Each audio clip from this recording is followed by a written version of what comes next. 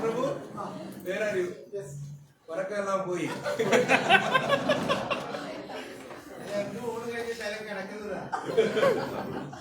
That is the reason we get the secret.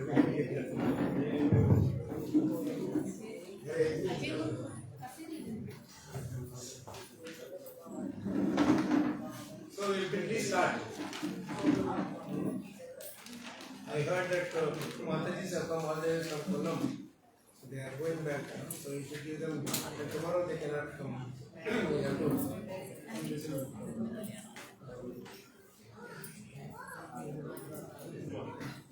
One of you can sit there. Yes.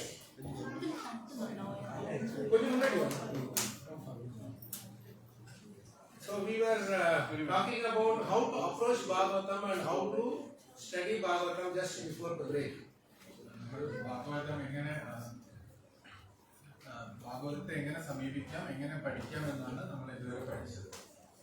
Now, so these are the 5 steps which is studied, which follows one after the other in sequence.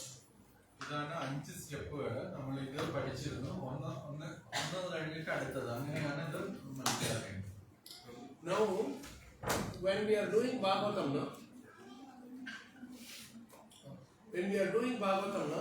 there are many things which we should be cautious about also. Because when we are studying Bhagavatam, people will come and appreciate us.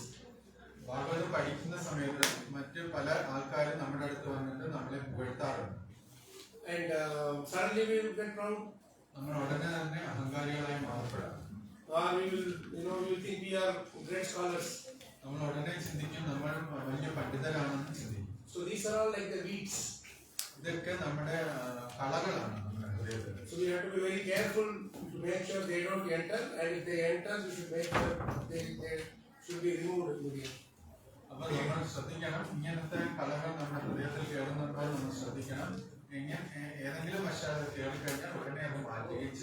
there are some instructions which Maharaj gave us when we were following his instructions to study Bhagavatam and share it over we were, and I'll just share some of those important points.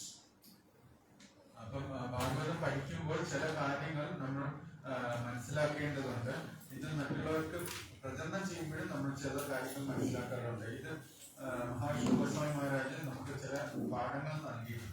Bhagavatam is something where it is easy to get glorification, but it is very difficult to become purified by the process.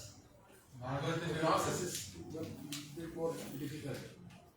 ഭാഗവതത്തിന്റെ ഒരു പ്രധാനപ്പെട്ട സംഗതി എന്ന് വെച്ചാൽ നമുക്ക് ഭാഗവതം പഠിച്ചു തുടങ്ങി കഴിഞ്ഞാൽ മറ്റുള്ളവർ നമ്മളെ പുകഴ്ത്താറുണ്ട്. അങ്ങനെ അത് വളരെ എളുപ്പം സംഭവിക്കുന്ന കാര്യമാണ്. പക്ഷെ കുറച്ച് ബുദ്ധിമുട്ടുള്ള കാര്യമാണ്. ഭാഗവതം പഠിച്ചത് കൊണ്ട് നമ്മുടെ ഹൃദയത്തിൽ ശുദ്ധീകരണം സംഭവിക്കുന്നു.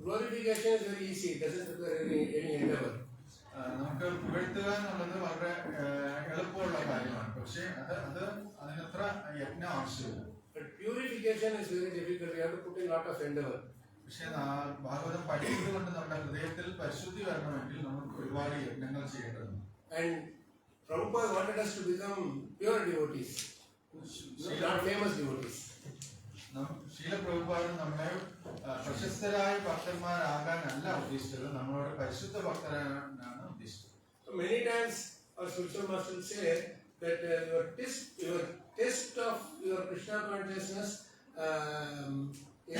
is determined by how long you can sit with your Bhagavad Gita, Bhagavatam or Japmala alone in your room. Mahavishnu Prasad Maharaj പറഞ്ഞു നമ്മുടെ ഭക്തിയുടെ സേവനത്തിൽ അല്ലെങ്കിൽ കൃഷ്ണാബോധത്തിന്റെ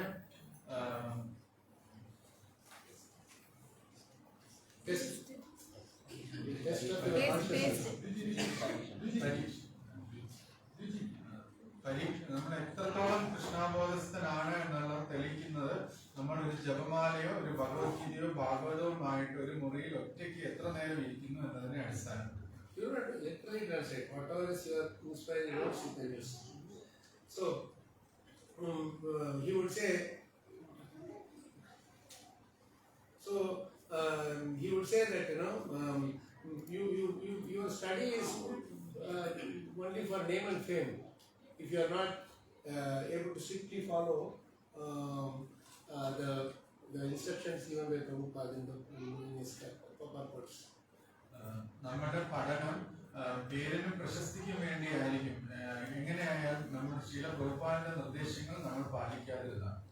So there are symptoms of when to understand something, there are symptoms by which you can say, okay, this person is reading for name and fame and not for bhakti. ചില ലക്ഷണങ്ങളുണ്ട്, അത് കണ്ടു കഴിഞ്ഞാൽ നമുക്ക് മനസ്സിലാക്കാൻ പറ്റും. ചില വ്യക്തികൾ, ചില ഭക്തന്മാർ അത് പേരിനും പ്രശസ്തിക്കും വേണ്ടിയാണോ പഠിക്കുന്നത് അതോ ഭക്തിക്ക് വേണ്ടിയാണോ പഠിക്കുന്നത് നമുക്ക് അറിയാൻ പറ്റും. Even when we are alone, we can enjoy Krishna's association in the form of Bhagavatam and his chanting. നമുക്ക് ഒറ്റയ്ക്ക് ഇരുന്നാൽ തന്നെ ആരുടെയും കൂട്ടില്ലെങ്കിൽ പോലും നമുക്ക് കൃഷ്ണന്റെ സമ്പർക്കം ആസ്വദിക്കാൻ കഴിയും. നമുക്ക് ഭാഗവതവും ജപമാലയും കയ്യിലുണ്ട്. And when we are together, we can enjoy even more. അപ്പോൾ നമ്മൾ മറ്റു ഭക്തന്മാരുടെ കൂടെയാണെങ്കിൽ നമുക്ക് ഇതിലും കൂടുതൽ ആസ്വദിക്കാൻ സാധിക്കും.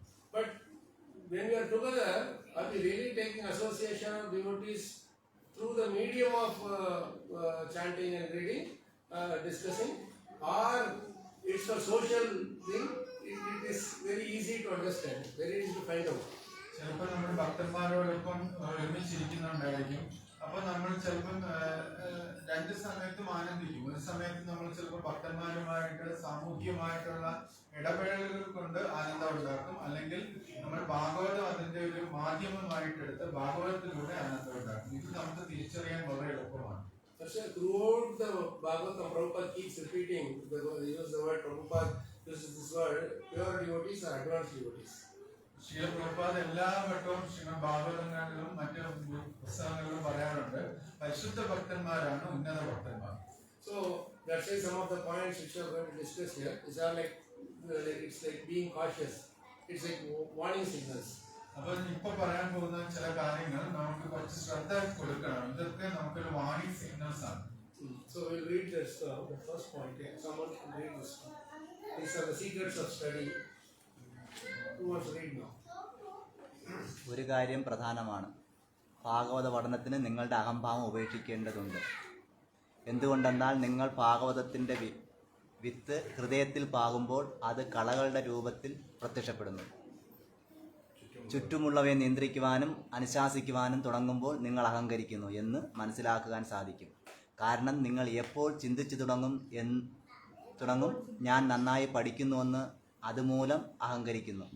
പഠിക്കുന്നതിൻ്റെ അഹംഭാവവും നിയന്ത്രിക്കുന്ന പ്രവണതയും തമ്മിൽ സൂക്ഷ്മമായ ബന്ധമുണ്ടെന്ന് മനസ്സിലാക്കുക. So this is very beautiful point, because naturally we will start controlling. Hey, you come here. I must so many. I'm reading. You don't know why you are not hearing from me. All these kind of things. Suddenly we'll say, hey, this person is not coming to my class. He is not very qualified. He is too proud. Like that, we start putting the blame on others.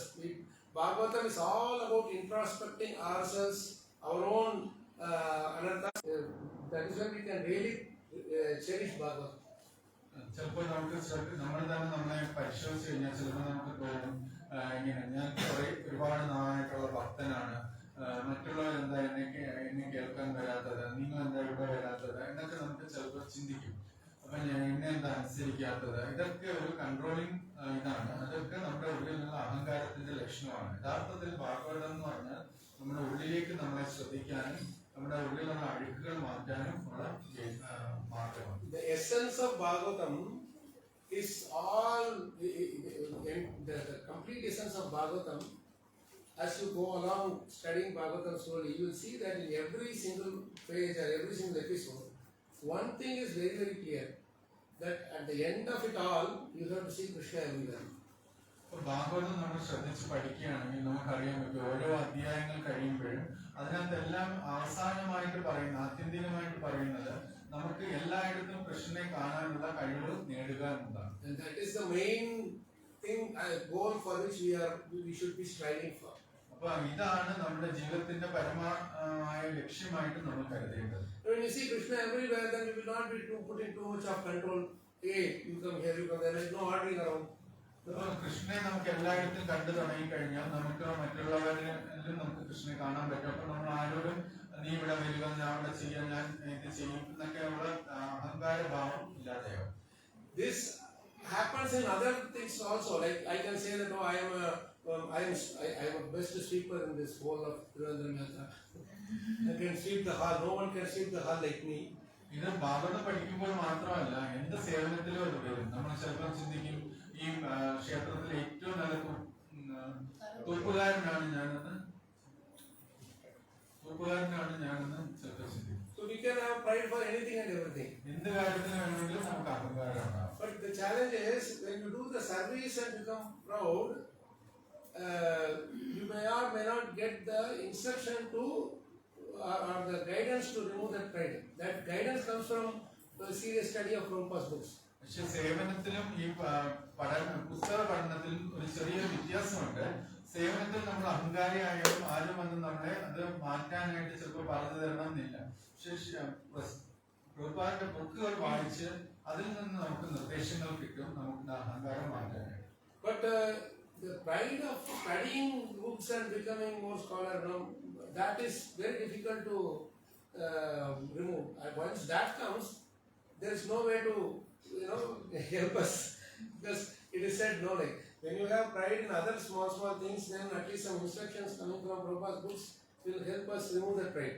But if you get proud, if you become proud even in reading itself, then who will get to help us purify? നമുക്ക് ചിലപ്പോൾ സേവനങ്ങൾ ചെയ്യുമ്പോൾ നമുക്ക് അഹങ്കാരം ഉണ്ടാവും. അപ്പൊ അപ്പം പ്രഭുപാദിന്റെ പുസ്തകങ്ങൾ ആരെങ്കിലും വായിച്ച് മനസ്സിലാക്കി നമ്മളോട് തിരുത്താൻ പറയുമ്പോൾ നമുക്ക് മാറ്റാനായിട്ട് പറ്റും. പക്ഷെ പുസ്തകങ്ങൾ വായിക്കുന്നത് കൊണ്ട് അഹങ്കാരിയായി മാറിയാൽ ഒരു വ്യക്തിക്ക് എങ്ങനെ തിരുത്താനായിട്ട് പറ്റും? So that's why our whole idea of studying Prabhupada's books to remove that pride, renounce our pride. During the course of studying Bhagavatam, Bhagavad Gita, we should make sure that these don't touch us. So when somebody comes and tells that, you have to do this, you have to do that, then we should think, oh, maybe I have to break and then go do that service and come back and do it. So it should not lay, I am studying, why are you disturbing? These are all coming around and controlling. You are not coming for the class, you didn't give me this, I asked you for this, you didn't give me, you didn't come on time. This kind of controlling propensity, this in effect actually it means that I have a feeling that I am studying very nicely. So nobody can study like me. ചിലപ്പോൾ നമ്മളിങ്ങനെ ഭാഗവതം പഠിച്ചു വരുന്ന സമയത്ത് നമ്മൾ വായിച്ചുകൊണ്ടിരിക്കുകയായിരിക്കും. അപ്പോൾ ആരെങ്കിലും വന്നിട്ട് സേവനം ചെയ്യാനായിട്ട് ചോദിക്കുമ്പോൾ നമ്മൾ അത് ആ പഠനം അവിടെ നിർത്തിയിട്ട് ആ സേവനം ചെയ്തിട്ട് തിരിച്ചു വരുന്ന പഠിക്കുകയാണ് ചെയ്യേണ്ടത്. അല്ലാതെ ആരാണ് നിങ്ങൾ എന്നോട് ചോദിച്ചു, ഞാൻ ബുക്ക് വായിക്കുക, അല്ലെങ്കിൽ നിങ്ങൾ എന്തിനാണ് ശല്യപ്പെടുത്തുന്നത് എന്നൊക്കെയുള്ള ആ ഒരു അഹങ്കാരം വരുമ്പോൾ അത് തെറ്റായ വഴിയാണ്. So only when we give the controlling propensity, we can see Krishna everywhere. And in order to control the controlling propensity, give up the controlling propensity, you have to study Bhagavatam in a humble and service mode. നമ്മൾ ആണ് എല്ലാത്തിന്റെ യജമാനൻ എന്നുള്ള മനോഭാവം മാറ്റിയാൽ മാത്രമേ നമുക്ക് ഭഗവാനെ കാണാനായിട്ട് സാധിക്കത്തുള്ളൂ, ഭഗവാനെ സാക്ഷാത്കരിക്കാനായിട്ട് സാധിക്കത്തുള്ളൂ. അപ്പൊ യജമാനൻ എന്നുള്ള മനോഭാവം മാറ്റണമെങ്കിൽ നമ്മൾ ശ്രീമദ് ഭാഗവതം എഴുന്നത്തോടുകൂടി പഠിക്കണം. So the next one, let's read. Who wants to read the rest? You read. നന്നായി പഠിക്കാൻ നിങ്ങൾക്ക് ദിവസേനയുള്ള സാധനം ഉപേക്ഷിക്കാൻ നന്നായി പഠിക്കുവാൻ നിങ്ങളുടെ ദിവസേനയുള്ള സാധനം ഉപേക്ഷിക്കാൻ പാടില്ല. നിങ്ങൾ സാധനയിൽ ശരണം പ്രാപിക്കുക, പ്രത്യേകിച്ച് നാമജപത്തിൽ ഓർമ്മിക്കുക. ഭാഗവത ജ്ഞാനം പഠിച്ചെടുക്കാം എന്ന് തോന്നിയേക്കാം, എന്നാൽ യഥാർത്ഥത്തിൽ ആ ജ്ഞാനത്തിന്റെ സാക്ഷാത്കാരം ലഭിക്കുന്നത് കൃഷ്ണൻ അത് വെളിപ്പെടുത്തുമ്പോൾ മാത്രമാണ്, അല്ലാതെ നിങ്ങൾക്ക് സാധ്യമല്ല. അതുകൊണ്ട് ഇത്തരം ആധികാരികങ്ങളായ ശാസ്ത്രങ്ങളെ വെളിപ്പെടുത്താത്ത ജ്ഞാനമെന്നും അഹേതുക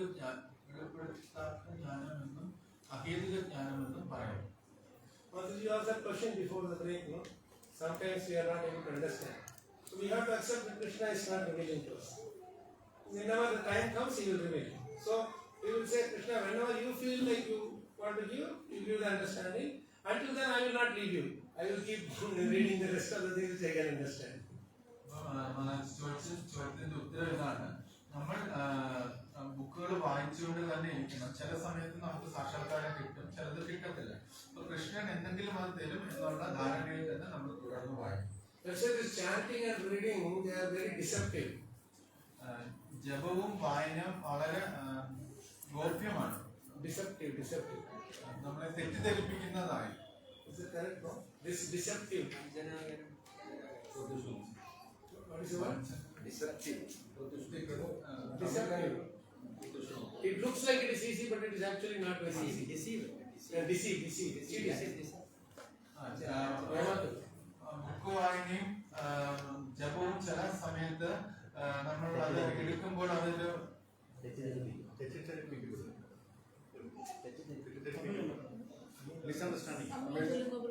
Deceptive na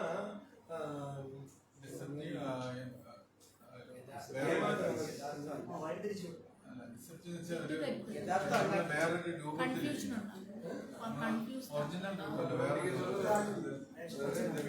easy money it's not easy. Chanting, reading, it looks like easy, but it is not easy.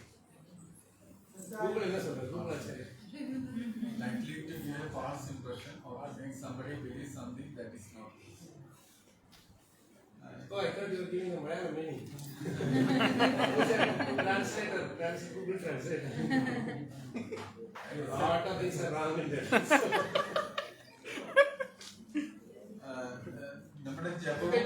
നമ്മുടെ ജപവും നമ്മുടെ വായനയും ചിലപ്പോൾ നമ്മൾ ശരിയായ രീതിയിലാണ് ചെയ്യുന്നതെന്ന് നമുക്ക് തോന്നിയേക്കാം, ചിലപ്പോൾ അങ്ങനെ ആവണമെന്നില്ല.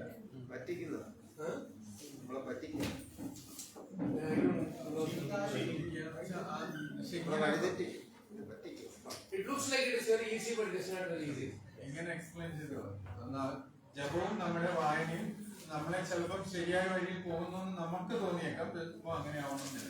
See, we can say that just a book we can open and read.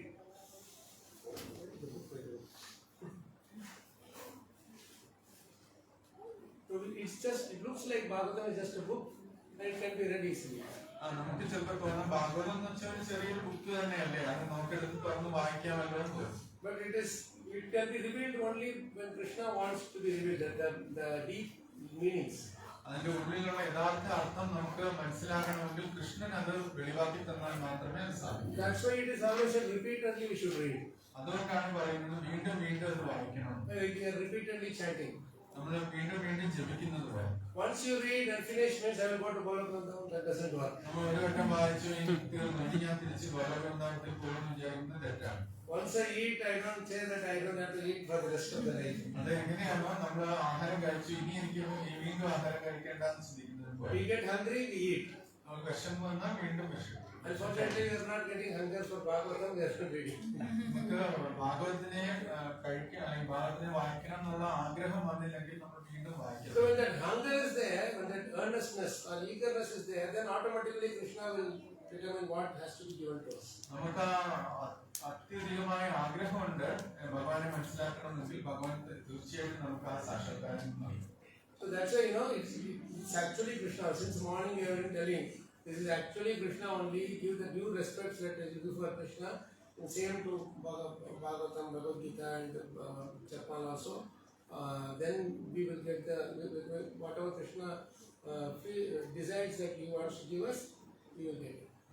രാവിലെ മുതൽ നമ്മൾ പറയുന്നതാണ് ഇത് ഭാഗവതമാകട്ടെ ജപമാകട്ടെ കൃഷ്ണൻ തന്നെയാണ്. അപ്പൊ നമ്മൾ അത് ആത്മാർത്ഥമായിട്ട് ചെയ്യുമ്പോൾ കൃഷ്ണന് തോന്നും നിനക്ക് ഇപ്പോൾ നൽകണം അല്ലെങ്കിൽ ഈ സാക്ഷാത്കാരം നൽകണം തോന്നിയാൽ കൃഷ്ണൻ നൽകും. So that is the whole idea of doing this Bhagavatam study, chanting, etc. is only to please Krishna.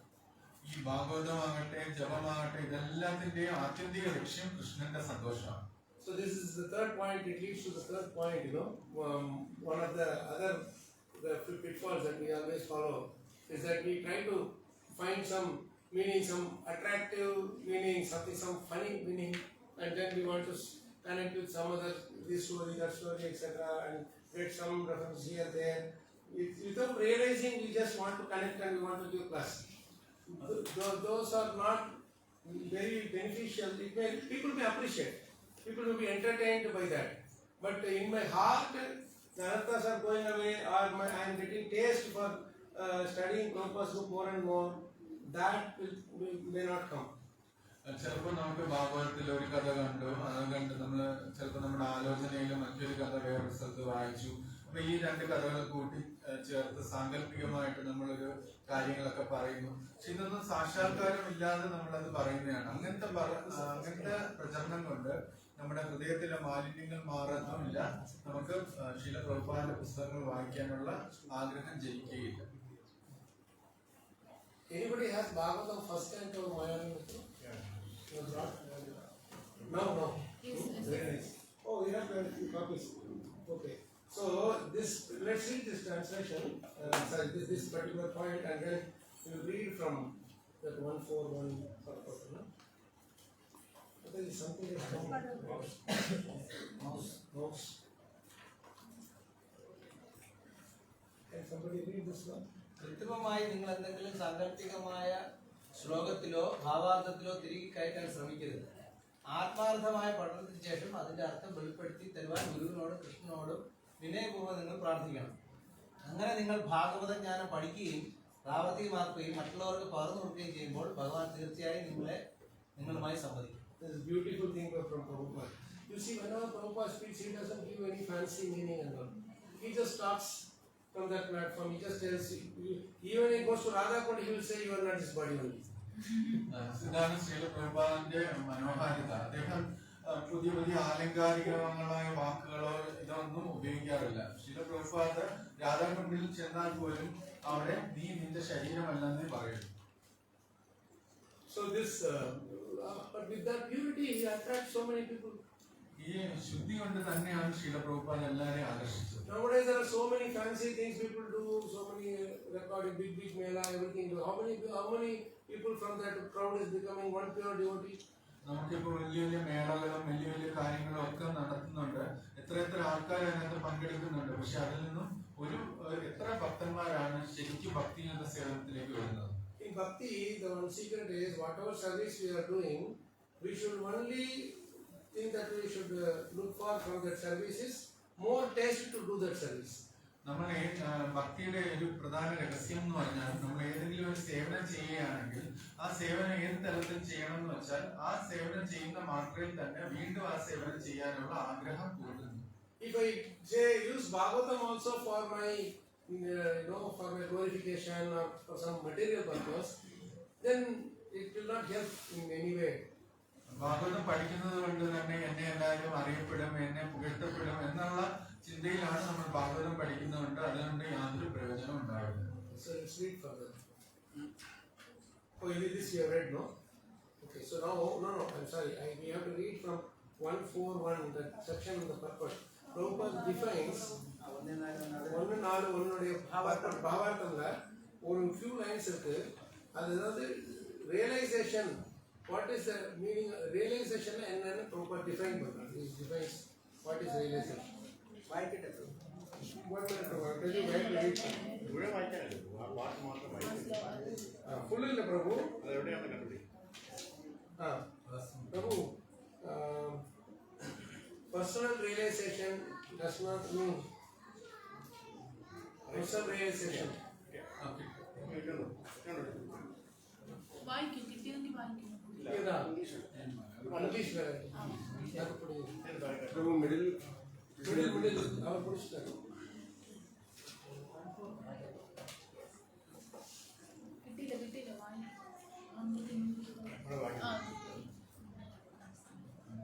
അഭിമാന ഗർഭത്താൽ പാണ്ഡിത്യ പ്രദർശന ഉദ്യമത്തിലൂടെ പൂർവാചാര്യനെ അധികരിക്കാൻ യത്നിക്കുക എന്നത് സാക്ഷാത്കാരം അർത്ഥമാക്കുന്നില്ല. See, this many times we use this word, Prabhu, I got a realization. There's a nice realization. But actually, realization is a very big thing.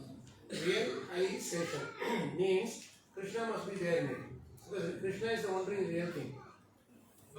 നമ്മൾ പലപ്പോഴും എനിക്ക് ഇന്ന സാക്ഷാത്കാരം കിട്ടി ആ സാക്ഷാത്കാരം കിട്ടി എന്ന് പറയാറുണ്ട്. പക്ഷെ സാക്ഷാത്കാരം എന്ന് പറഞ്ഞാൽ കൃഷ്ണൻ അതിനകത്ത് ഉണ്ടായിരിക്കണം. The real means you have to replace it. Realization means Krishnaization. Realization എന്ന വാക്ക് മാറ്റി കൃഷ്ണൈസേഷൻ ആണ്. Any service that we do, if it is in connection with Krishna, that is Krishnaized service. ഏത് സേവനം നമ്മൾ കൃഷ്ണനുമായിട്ട് ബന്ധപ്പെട്ടാണ് ചെയ്യുന്നത്, കൃഷ്ണനെ ഓർത്തുകൊണ്ടാണ് ചെയ്യുന്നതെങ്കിൽ അത് കൃഷ്ണൈസേഷൻ. So that is how long we are doing. We did kirtan. People have found so many different ways to give up sleep. Like Prabhu was saying, Varakam boy. We could have stood upside down, or we can all do some jogging, or running around here and there, and change the chairs here and there, and then say, people You all exchange here, you go here, you go there, and then you all say, shake your hand, shake your hand. You can do all that. But simply we did Kirtan and we never come. ഇപ്പൊ കണ്ടു നമ്മള് കീർത്തനം ചെയ്തപ്പോൾ തന്നെ നമ്മുടെ ഉറക്കം പോയി എന്ന് പറഞ്ഞു. അപ്പൊ നമുക്ക് വേണമെങ്കിൽ മറ്റു കാര്യങ്ങളൊക്കെ ചെയ്യാം. നമുക്ക് അങ്ങോട്ടും ഇങ്ങോട്ടും ജോലി ചെയ്യാം, എഴുന്നേക്കാം, കൈ പൊക്കാം, ഇതൊക്കെ ചെയ്താലും പക്ഷെ നമ്മൾ കീർത്തനം ചെയ്തപ്പോൾ അതിനകത്ത് കൃഷ്ണൻ ഉണ്ടായിരുന്നു. അതാണ് everything that we do is for Krishna's pleasure, and that is Krishnization. ഏത് കാര്യമായാലും കൃഷ്ണന്റെ സന്തോഷത്തിന് വേണ്ടി ചെയ്യുന്നതിനാണ് കൃഷ്ണൈസേഷൻ. So that is why does not mean these are very, very strong words of Prabhupada. And Prabhupada wrote all these when he was in Vrindavan in that small Radha temple. Srila Prabhupada വളരെ ശക്തമായ വാക്കുകളാണിത്. Srila Prabhupada ഈ ബുക്കുകളെല്ലാം എഴുതി ഈ ശ്രീമദ് ഭാഗവതത്തിൽ ഒന്നാം സ്ഥാനം എഴുതിയത് രാധാദാമോദർ ക്ഷേത്രത്തിൽ വെച്ചാണ്. At that time he did not start ISKCON yet. ആ സമയത്ത് ഇസ്കോൺ കൂടി തുടങ്ങിയിട്ടുണ്ടായിരുന്നു. There was nobody with him. അതിന്റെ അദ്ദേഹത്തിന്റെ കൂടെ ആരും ഉണ്ടായിരുന്നില്ല. Not a single personal servant or disciple or whatever. ഒരു സേവകനോ ഒരു ശിഷ്യനോ അദ്ദേഹത്തിന്റെ കൂടെ ഉണ്ടായിരുന്നില്ല. And nobody even knew that one Bhaktivedanta Swami existed. മറ്റ് ആൾക്കാർക്ക് കൂടി അറിയത്തില്ലായിരുന്നു ഭക്തിവേദാന്ത സ്വാമി എന്നുള്ള ഒരു വ്യക്തി അവിടെ ജീവിക്കുന്നു. The only thing he carried with him was his Guru Maharaj's order and the earnest desire to fulfill that. Bhaktivedanta സ്വാമി ഒരേ ഒരു കാര്യം മാത്രമാണ് എപ്പോഴും അദ്ദേഹത്തിന്റെ കൂടെ കൊണ്ടു നടന്നത്. അദ്ദേഹത്തിന്റെ ആധ്യാത്മികാചാര്യന്റെ നിർദ്ദേശവും അതിന്റെ ആ നിർദ്ദേശം പാലിക്കാനുള്ള ആഗ്രഹവും.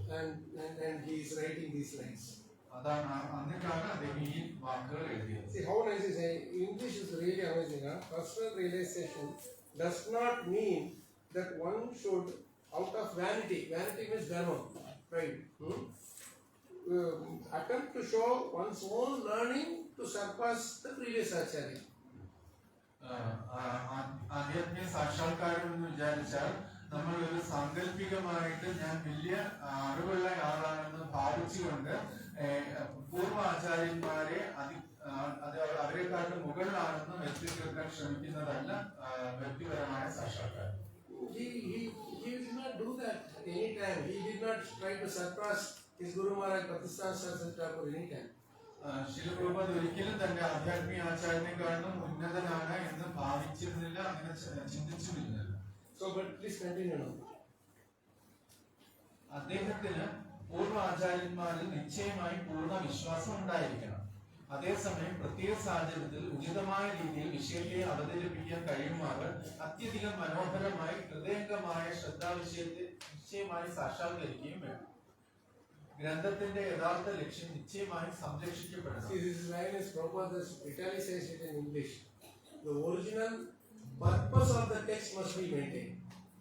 That's a different language. The words are different. So the text is different. ഇപ്പോൾ വായിച്ചത് ഇംഗ്ലീഷിലാണ്, ഈ പുസ്തകം ഇരിക്കുന്ന മലയാളത്തിലാണ്. പല ഭാഷകളിൽ ഇത് തന്നിട്ടുണ്ട്, പക്ഷേ വാക്കുകൾ വ്യത്യസ്തമാണ്. So the purpose is the same. What is the purpose? To inspire the readers to take up bhakti seriously, the sadhana of bhakti seriously. വാക്കുകൾ വ്യത്യസ്തമാണെങ്കിലും അതിന്റെ ഉദ്ദേശം ഒന്നാണ്, നമുക്ക് പരിശുദ്ധമായ ഭക്തിയുടെ സേവനം എടുക്കുക എന്നുള്ളത്. അത് വായിക്കുന്ന ഓരോ വ്യക്തിക്കും എടുക്കാനുള്ള തോന്നൽ വേണം. So that is what is the most important thing to be maintained. Please read further. No obscure meaning should be stored. എങ്കിലും ശ്രോതാക്കൾക്ക് മനസ്സിലാകും വിധം താല്പര്യം ജനിപ്പിക്കുന്ന രീതിയിൽ ശ്രദ്ധാവിഷയത്തെ അവതരിപ്പിക്കുകയും വേണം. എന്നാൽ നിഷ്പ്രഭമായ അർത്ഥം അത് ഒരിക്കലും തിരികെ കയറ്റരുത്. എങ്കിൽ സാക്ഷാത്കാരം എന്ന് ഇതിനെ വിശേഷിപ്പിക്കും. See, this is the definition of realization. Do not see, English is so amazing. Prabhupada said, it's really, I mean to say, many times Maharaj used to tell us, see, there is no difference between these purports and the sloka. So the sloka, like you are reciting, you are singing, you will make us sing the translations and purport also in Raga. See, you should enjoy Prabhupada's purports like this. And so, he says, see, no obscure meaning should be screwed out of it. In Malayalam, you cannot get that joy. You screw out some meaning which is not there, you are just trying to put there. That obscure means very beautiful word obscure. What they say for Malayalam? In Malayalam?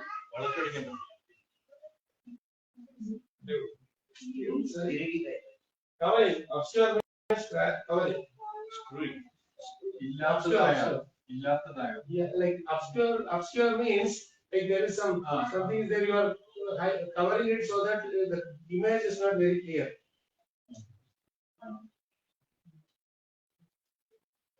ഗൂഢമായ അർത്ഥം കേട്ടാണ് ഗൂഢം നമ്മൾ What is that? Imposing something. Yeah, so this obscure means original meaning is covered by our artificial meaning. That should not be done. But at the same time, see, Prabhupada is not leaving us alone there. Then if he says no obscure meaning should be screwed out of it, then if somebody says, Prabhu, can you come and give Bhagavatam class? No, Prabhu, I will screw out some meaning from there. So please, you do the thing. Then Prabhu, after the Bhagavatam class, can you come for Prasadam, Prabhu? Yes, Prabhu. I will come for Prasadam. They're now screwing out and obscuring it.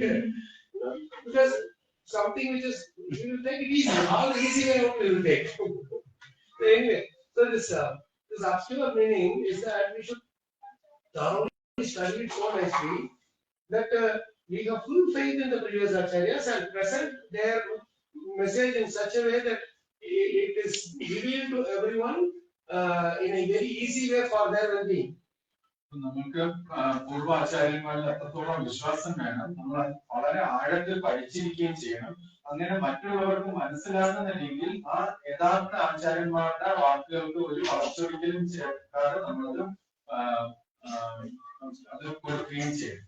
So this, but at the same time, instead of screwing out, we should present in such a way. It should be presented in such a way, interesting manner, that for the understanding of the audience. We should not be just simply say a drag, it just goes like a dozen thing. No, we should be so, the utsaha should be there, so that people will get nice happiness and inspiration from what we are telling. നമ്മൾ എന്തെങ്കിലും ഗൂഢ ഉദ്ദേശം അതിനകത്ത് തലക്കേറ്റാതെ, പക്ഷെ നമ്മൾ പറയണം അത് വെറും വിരസമായിട്ടല്ല പറയേണ്ടത്, വളരെ ഉത്സാഹത്തോടു കൂടി തന്നെ ആ പൂർവാചാര്യന്മാരുടെ വാക്കുകളുടെ അർത്ഥം യഥാർത്ഥത്തിൽ ഒട്ടും ചോർന്നു പോകാതെ അത് ജനങ്ങൾക്ക് കൊടുക്കാനും. Seeing our endeavor, all our acharyas will bless us with that realization. That is what comes. നമ്മുടെ ആ ഒരു പൂർവാചാര്യന്മാരുടെ വാക്കുകളെ അതേപോലെ പിന്തുടർന്ന് അതേപോലെ മറ്റുള്ളവർക്ക് മനസ്സിലാകുന്ന രീതിയിൽ പറഞ്ഞു കൊടുക്കുന്നത് കാണുമ്പോൾ എല്ലാ ആചാര്യന്മാരും ആ വ്യക്തിയെ അനുഗ്രഹിക്കും. If I start studying Bhagavatam or Bhagavad Gita only when I am asked to give class, I cannot get any realization. ഞാൻ ഭാഗവതം അല്ലെങ്കിൽ ഭഗവത്ഗീത എന്നോട് ഒരാൾ ക്ലാസ് എടുക്കാൻ പറയുന്നത് കൊണ്ട് ഞാൻ പോയി അത് വായിച്ച് ക്ലാസ് എടുക്കുകയാണെങ്കിൽ എനിക്ക് ഒരിക്കലും സാക്ഷാത്കാരം കിട്ടില്ല. When spiritual master, when he was studying for 9 years in London temple, not one day anybody came to ask, can you give class today? എന്റെ ആധ്യാത്മിക ആചാര്യൻ ലണ്ടനിലെ ആ ക്ഷേത്രത്തിൽ വെച്ച് 9 വർഷമായിട്ട് ശ്രീമദ് ഭാഗവതം പഠിച്ചുകൊണ്ടിരിക്കുന്ന സമയത്ത് ആരും വന്ന് ഗുരുദേവനോട് പറഞ്ഞില്ല വന്ന് ക്ലാസ് എടുക്കാനായിട്ട്. But he didn't care, he didn't expect anything. He was sitting simply and reading. He had his books and we covered very nicely. He has his notebooks. After the Bhagavatam class, Prasadam and everything, people all will go out for Harinam and book distribution, whatever they will go. And he was very old by then, and he had his little health issues and all that. So when he went to the temple president, he said, I have announced my family and all that. I want to do some service. Can you allow me to do some seva? He said, no, what you are old, you cannot walk fast, you cannot run, you cannot stand at the temple seva. What service can I give you? Then Maharaj said, if you want, I can do one service. I can sit and read Bhagavatam here and take care of the people who is coming during the day. I will just talk to them if they are okay. Then the temple president said, I never thought reading Bhagavatam was a service. I thought it is only for preaching. You know, so then Maharaj he said, okay, fine. And throughout the entire the 9 years, he would not speak a single class, he would not give a single class. All others will give, he would sit and listen, but he would not give a single class. But he was very, very happy to take the association of Prabhupada through the days. എന്റെ ആധ്യാത്മിക ആചാര്യൻ അദ്ദേഹം ഗൃഹസ്ഥ ജീവിതം കഴിഞ്ഞത് വാനപ്രസ്ഥനായിട്ടാണ് പറഞ്ഞിരുന്നത്, ക്ഷേത്രത്തിൽ പറഞ്ഞിരുന്നത്. ആ സമയത്ത് അദ്ദേഹത്തിന് കുറച്ച് പ്രായമായിരുന്നു, അദ്ദേഹത്തിന് ആരോഗ്യ പ്രശ്നങ്ങളും ഉണ്ടായിരുന്നു. അദ്ദേഹം ക്ഷേത്ര അധികാരിയോട് ചോദിച്ചു, എനിക്ക് എന്തെങ്കിലും സേവനം നൽകുമോ എന്ന് ചോദിച്ചു. ക്ഷേത്രാധികാരി പറഞ്ഞു, അങ്ങ് ഒരുപാട് പ്രായമായി കഴിഞ്ഞാൽ എനിക്ക് ഒരുപാട് വേഗത്തിൽ നടക്കാൻ പറ്റില്ല, ആൾക്കാരിൽ നിന്ന് പൂജ ചെയ്യാനായിട്ട് ബുദ്ധിമുട്ടുണ്ട്, അപ്പൊ എന്ത് സേവനമാണ് എനിക്ക് ചെയ്യാൻ പറ്റുക എന്ന് ചോദിച്ചപ്പോൾ ആധ്യാത്മികാചാര്യൻ പറഞ്ഞു, എനിക്ക് ഒരു സ്ഥലത്ത് ഇരുന്ന് ഭാഗവതം വായിക്കാൻ പറ്റും, ആ സേവനം ചെയ്യാൻ പറ്റും. പിന്നെ ആരെങ്കിലും ഈ ക്ഷേത്രത്തിലേക്ക് കടന്നു വരികയാണെങ്കിൽ അവരോട് ഞാൻ സംസാരിക്കാമെന്ന് പറഞ്ഞു. പിന്നെ ക്ഷേത്രാധികാരി പറഞ്ഞു, ഞാൻ ഇത്രയും നാൾ വിചാരിച്ചത് ഭാഗവതം വായിക്കുന്നത് ക്ലാസ് എടുക്കുന്നതിന് വേണ്ടിയാണ്, ഭാഗവതം വായിക്കുന്ന ഒരു സേവനമെന്ന് ഞാൻ ഇതുവരെ മനസ്സിലായില്ല എന്ന് പറഞ്ഞു. എന്നിട്ട് അദ്ദേഹം പറഞ്ഞു അത് കണ്ടിന്യൂ ചെയ്യാനായിട്ട് പറഞ്ഞു. ഈ 9 വർഷവും അദ്ദേഹം അവിടെ ഇരുന്ന് ഭാഗവതം വായിച്ചു. ആരും അദ്ദേഹത്തിനോട് വന്ന് ക്ലാസ് എടുക്കാനോ ഒന്നും ചോദിച്ചിട്ടില്ല. പക്ഷെ സേവനമായിട്ട് അദ്ദേഹം സന്തോഷത്തോടെ Of course, you would watch parts, you would receive guests, you would talk to them nicely, because nobody had time for people who were visiting the temple, you know. And many of our temples that even now it is happening. When people come, we are so busy with sevas and other things that we are not able to spend time with them. And they are looking for come here, come there. They say, you know, who to ask what, and it becomes a challenge. Then they say they are doing a lot of things, but you know, it's very impersonal. If they have to use this word, they are telling like that. But that is something which our when we understand Prabhupada's mood through the study, serious study, then we will approach the whole our perception of this entire the bhakti path itself will be different. നമ്മൾ പലപ്പോഴും കാണാറുണ്ട്, ചിലപ്പം എല്ലാവരും പല പല സേവനങ്ങളും വ്യാപൃതരായിരിക്കും, ഒരുപാട് BC ആയിരിക്കും. ഇപ്പൊ ക്ഷേത്രത്തിൽ ചിലപ്പം ഗസ്റ്റുകൾ വരാറുണ്ട്, അവർ വന്നിട്ട് ക്ഷേത്രം ദർശനമൊക്കെ എടുത്ത് ആൾക്കാരെയൊക്കെ നോക്കും. പക്ഷെ ആരും അവരോട് സംസാരിക്കുന്നുണ്ടായിരിക്കും, എല്ലാവരും സേവനത്തിൽ കുടുങ്ങിയിരിക്കും. അപ്പോൾ അവര് എവിടെയും ആരോടും സംസാരിക്കാനൊന്നും ഇല്ലാതെ അവര് തിരിച്ചു പോകും. അവർ ചിലപ്പോൾ അവര് പറയും ഇതൊരു അവ്യക്തഗതമായ സംഭവമാണ് എന്നൊക്കെ അവർ ചിലപ്പോൾ ചിന്തിച്ചു പോകും. ശ്രീല പ്രഭുപാദിന്റെ പുസ്തകങ്ങൾ വായിച്ചത് മനസ്സിലാക്കി കഴിയുമ്പോൾ നമ്മുടെ ഭക്തിയെ കുറിച്ചുള്ള നമ്മുടെ ധാരണ തന്നെ ശരിക്കും മാറ്റേണ്ടതാണ്. So we read the next one. This is the next one. Can we read? Can somebody read this? ഭാഗവത പഠനം സ്വാഭാവികമായി പേര്, പ്രശസ്തി, കീർത്തി, പ്രസിദ്ധി എന്നിവയിൽ നിന്നും യഥാർത്ഥമായ ത്യാഗത്തിൽ ചെന്നെത്തിക്കും. This is very important to know that as long as our renunciation happens, vairagyam from name, fame and glory. This we can see by you just speak the class. After class you just answer the questions and move away. It's not that we are waiting for to hear some feedback and some glorification. Those things are looking for name, fame and glory. That should not be there. നമ്മൾ ഭാഗവതം പഠിച്ചു കഴിയുമ്പോൾ നമ്മൾ ചിലപ്പം wait ചെയ്യും, മറ്റുള്ളവരെ നമ്മളെ കുറിച്ച് പുകഴ്ത്തി പറയാനും നല്ല ക്ലാസ് ആണെന്ന് പറയാനും ഒക്കെ ആയിട്ട് നമ്മൾ ചിലപ്പോൾ ഭാഗവതം ആൾക്കാർക്ക് വ്യാസസംക്രമം പറയുന്നതിനും വെയിറ്റ് ചെയ്യാറുണ്ട്. ഇതൊന്നും അല്ല ഭാഗവതത്തിന്റെ ഉദ്ദേശം. നമുക്ക് ക്ലാസ് എടുക്കാൻ അവരോട് ചോദ്യങ്ങളൊന്നും ചോദിക്കുക, അത് കഴിഞ്ഞിട്ട് നമ്മൾ അതിന് പോവുക. പൂജാലാഭ പ്രതിഷ്ഠ അതല്ല ഭാഗവതത്തിന്റെ ഉദ്ദേശം. Next one. This I don't know how you translated it, I don't know how you translated this particular point because it is very difficult to translate. Can you read that? I will see. ദയവ് ചെയ്ത് അവരവരുടെ സ്വാഭിമാനത്തിന് വേണ്ടി ഭാഗവതത്തെ ദുരുപയോഗപ്പെടുത്തുന്നത്. പഠിക്കും മുമ്പ് കൃഷ്ണനെ പ്രകീർത്തിക്കുക. അപ്പോൾ നിങ്ങൾ പഠിക്കുന്നതിന്റെ അർത്ഥം നിങ്ങൾക്ക് വെളിപ്പെടും. അല്ലെങ്കിൽ ഇതെല്ലാം കേവലം ചടങ്ങ് മാത്രം, അഥവാ ഒരു ദർശനം. Very strong words. What did you put for the word clarion call? It's not there. I was hearing you reading it. I don't think it is there. Have you heard this word before? No. Clarion call? No. In English, those who know English also, they are very difficult to. He was an English teacher actually. In UK also was teaching English. So this is very unique to the British thing. Have you heard this word clarinet? That one instrument is there. No? Prabhu will know.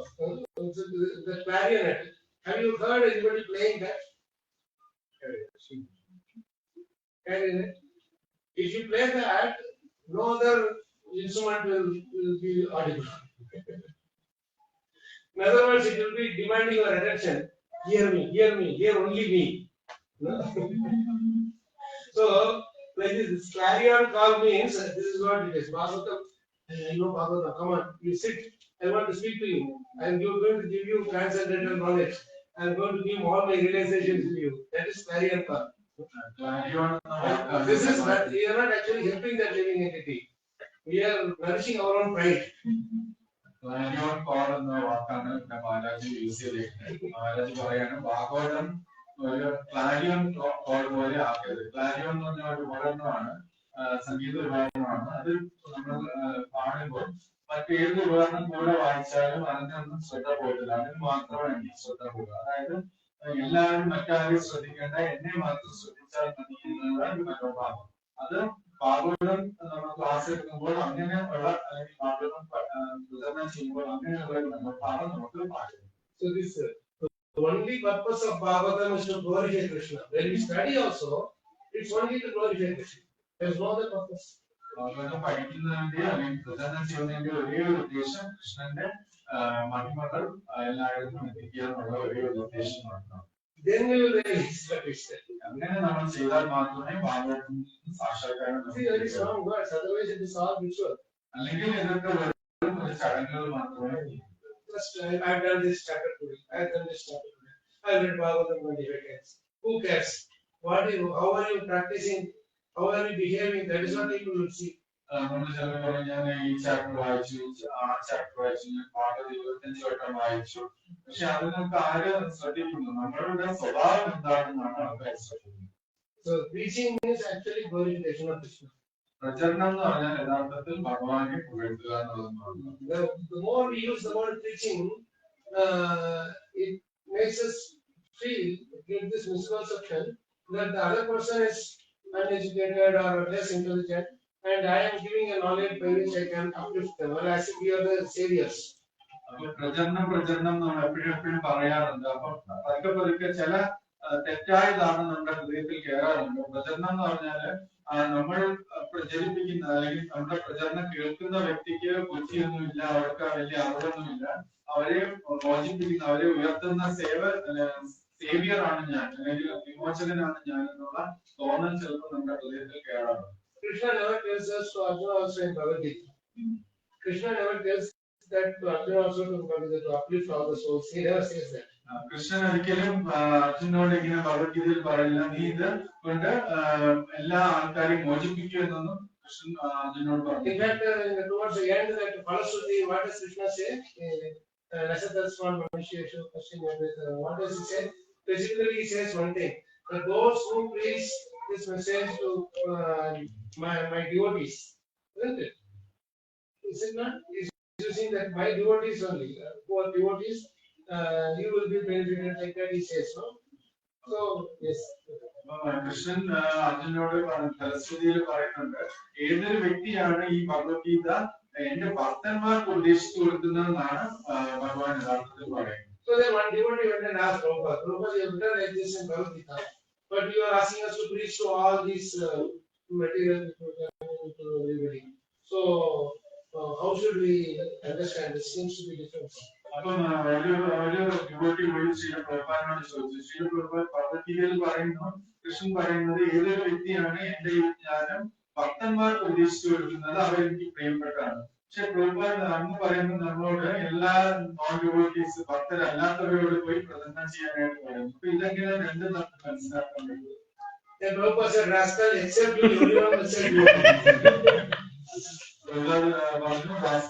നീ ഒഴിച്ച് ബാക്കി എല്ലാവരും ഭക്തരാണ്. Think like that and you go and speak Bhagavad Gita, then you will be giving Bhagavad Gita to devotees. അപ്പൊ അങ്ങനെ ചിന്തിച്ചിട്ട് വേണം നീ എല്ലാവർക്കും Bhagavad Gita. This is the way Prabhupada told us, because we start thinking that we are somebody big, you know. ഇങ്ങനെയാണ് ശ്രീല പ്രഭുപാദ് പറഞ്ഞത്. ചിന്തിക്കും ഞാൻ മറ്റുള്ളവരെക്കാളും ഉയർന്ന ആളാണെന്ന് എപ്പോഴും ചിന്തിക്കും. They do this preaching, no, Padikale, like that, you know. Like that, you are all simple people, you want to come to deliver you. പലതരം സ്വാമികളെ എന്നൊക്കെ നമ്മുടെ അടുത്ത് പറയാറുണ്ട്. So this Mataji is looking at our sorry, Christ can say so. Christ can say so. Yeah, but all pracharakas are telling that no. All the pracharakas are telling you are all sinful people. Like they are saying that. A lot of these preachers are saying that. I have heard many Christian preachers, they say that. They will say Christ said like this in the Bible, whatever. But their attitude will be like this. I'm telling that not the message itself. The attitude itself that except me no one can save you. അവരങ്ങനെ പറയാൻ ചിന്തിക്കുന്നത് ഞാൻ വെച്ച് ബാക്കി ആർക്കും നിന്നെ രക്ഷപ്പെടുത്താൻ പറ്റില്ല. ആ ഒരു മനോഭാവത്തിലാണ് അവർ പറയുന്നത്. So this clarion call for pride, Bhagavatam should not be used to nourish our pride. That's the message. Bhagavatam നമ്മുടെ അഹങ്കാരത്തെ വളർത്താനുള്ള പോഷിപ്പിക്കാനുള്ള ഒരു അവസരമാക്കി മാറ്റുന്നു. So let's move to the next one. We read that, no? We read that one.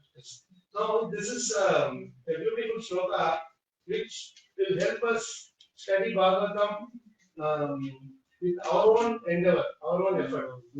ഇതൊരു മനോഹരമായ ഒരു ശ്ലോകമാണ്. ഭാഗവതത്തെ നമ്മുടെ തന്നെ പരിശ്രമം കൊണ്ട് എങ്ങനെ പഠിക്കാമെന്ന് ഞാൻ പറയുന്നു. Srimvatah Shraddhaya Nityam Pranatascha Svachetitam Kalena Napi Virghena Bhagavan Vishate Hrudi. And somebody read the words for word. Okay, so it must be repeated. Who can do the repetition? ശ്രമിക്കുന്നവരുടെ ശ്രദ്ധയോടെ നിരന്തരം കാര്യത്തെ കൈക്കൊള്ളുന്ന സ്വചേഷ്ടിതം ഒരുവന്റെ ഉത്തമത്തെ ഗൗരവമായി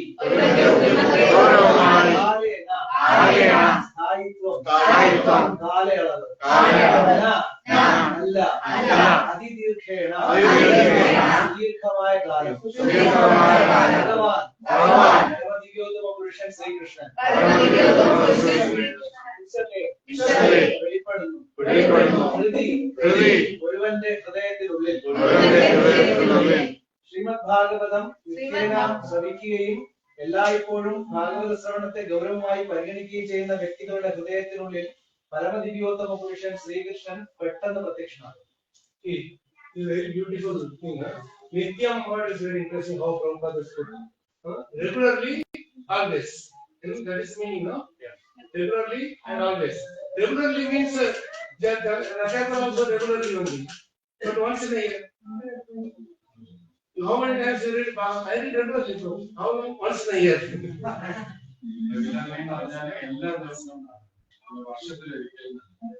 So Prabhupada says regularly, comma, always.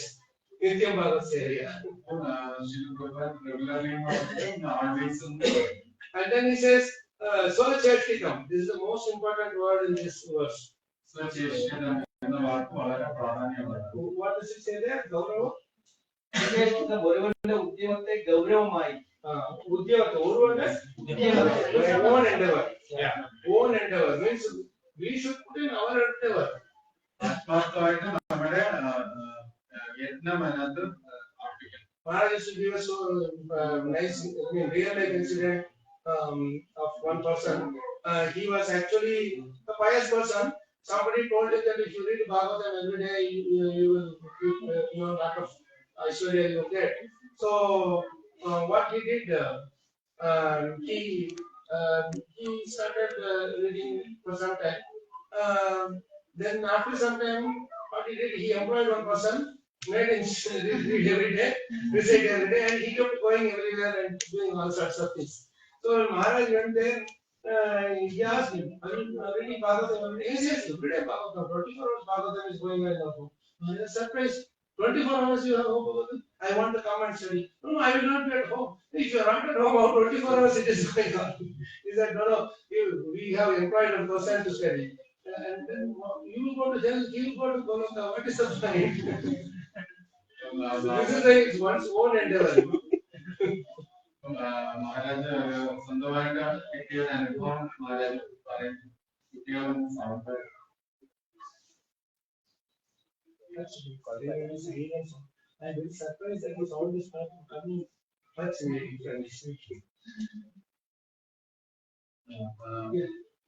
Maharaj പറയുന്ന ഒരു example, ഒരു മഹാരാജന് ഒരു വ്യക്തിയെ അറിയാൻ പറ്റും. ആ വ്യക്തി എന്നും ഭാഗവതം വായിക്കാമെന്ന് വിചാരിച്ചിരുന്ന ആളാണ്. അത് വായിച്ചു തുടങ്ങിയതാണ്. പക്ഷെ കുറെ നാൾ കഴിഞ്ഞപ്പോൾ അദ്ദേഹത്തിന് അത് ബോറായി തോന്നി. അദ്ദേഹം ഒരാളെ ഏൽപ്പിച്ചു അത് വായിക്കാനായിട്ട്.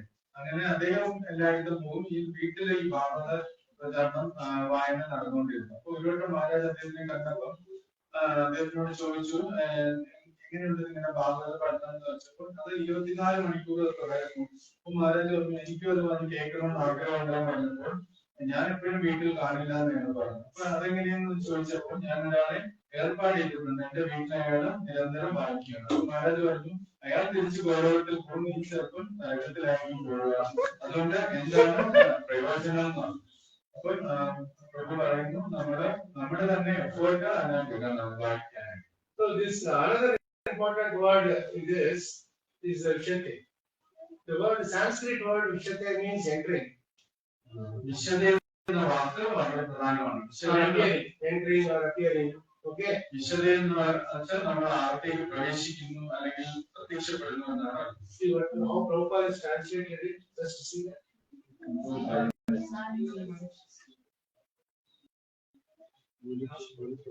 Becomes manifest. In other words, when he enters means he is not there before.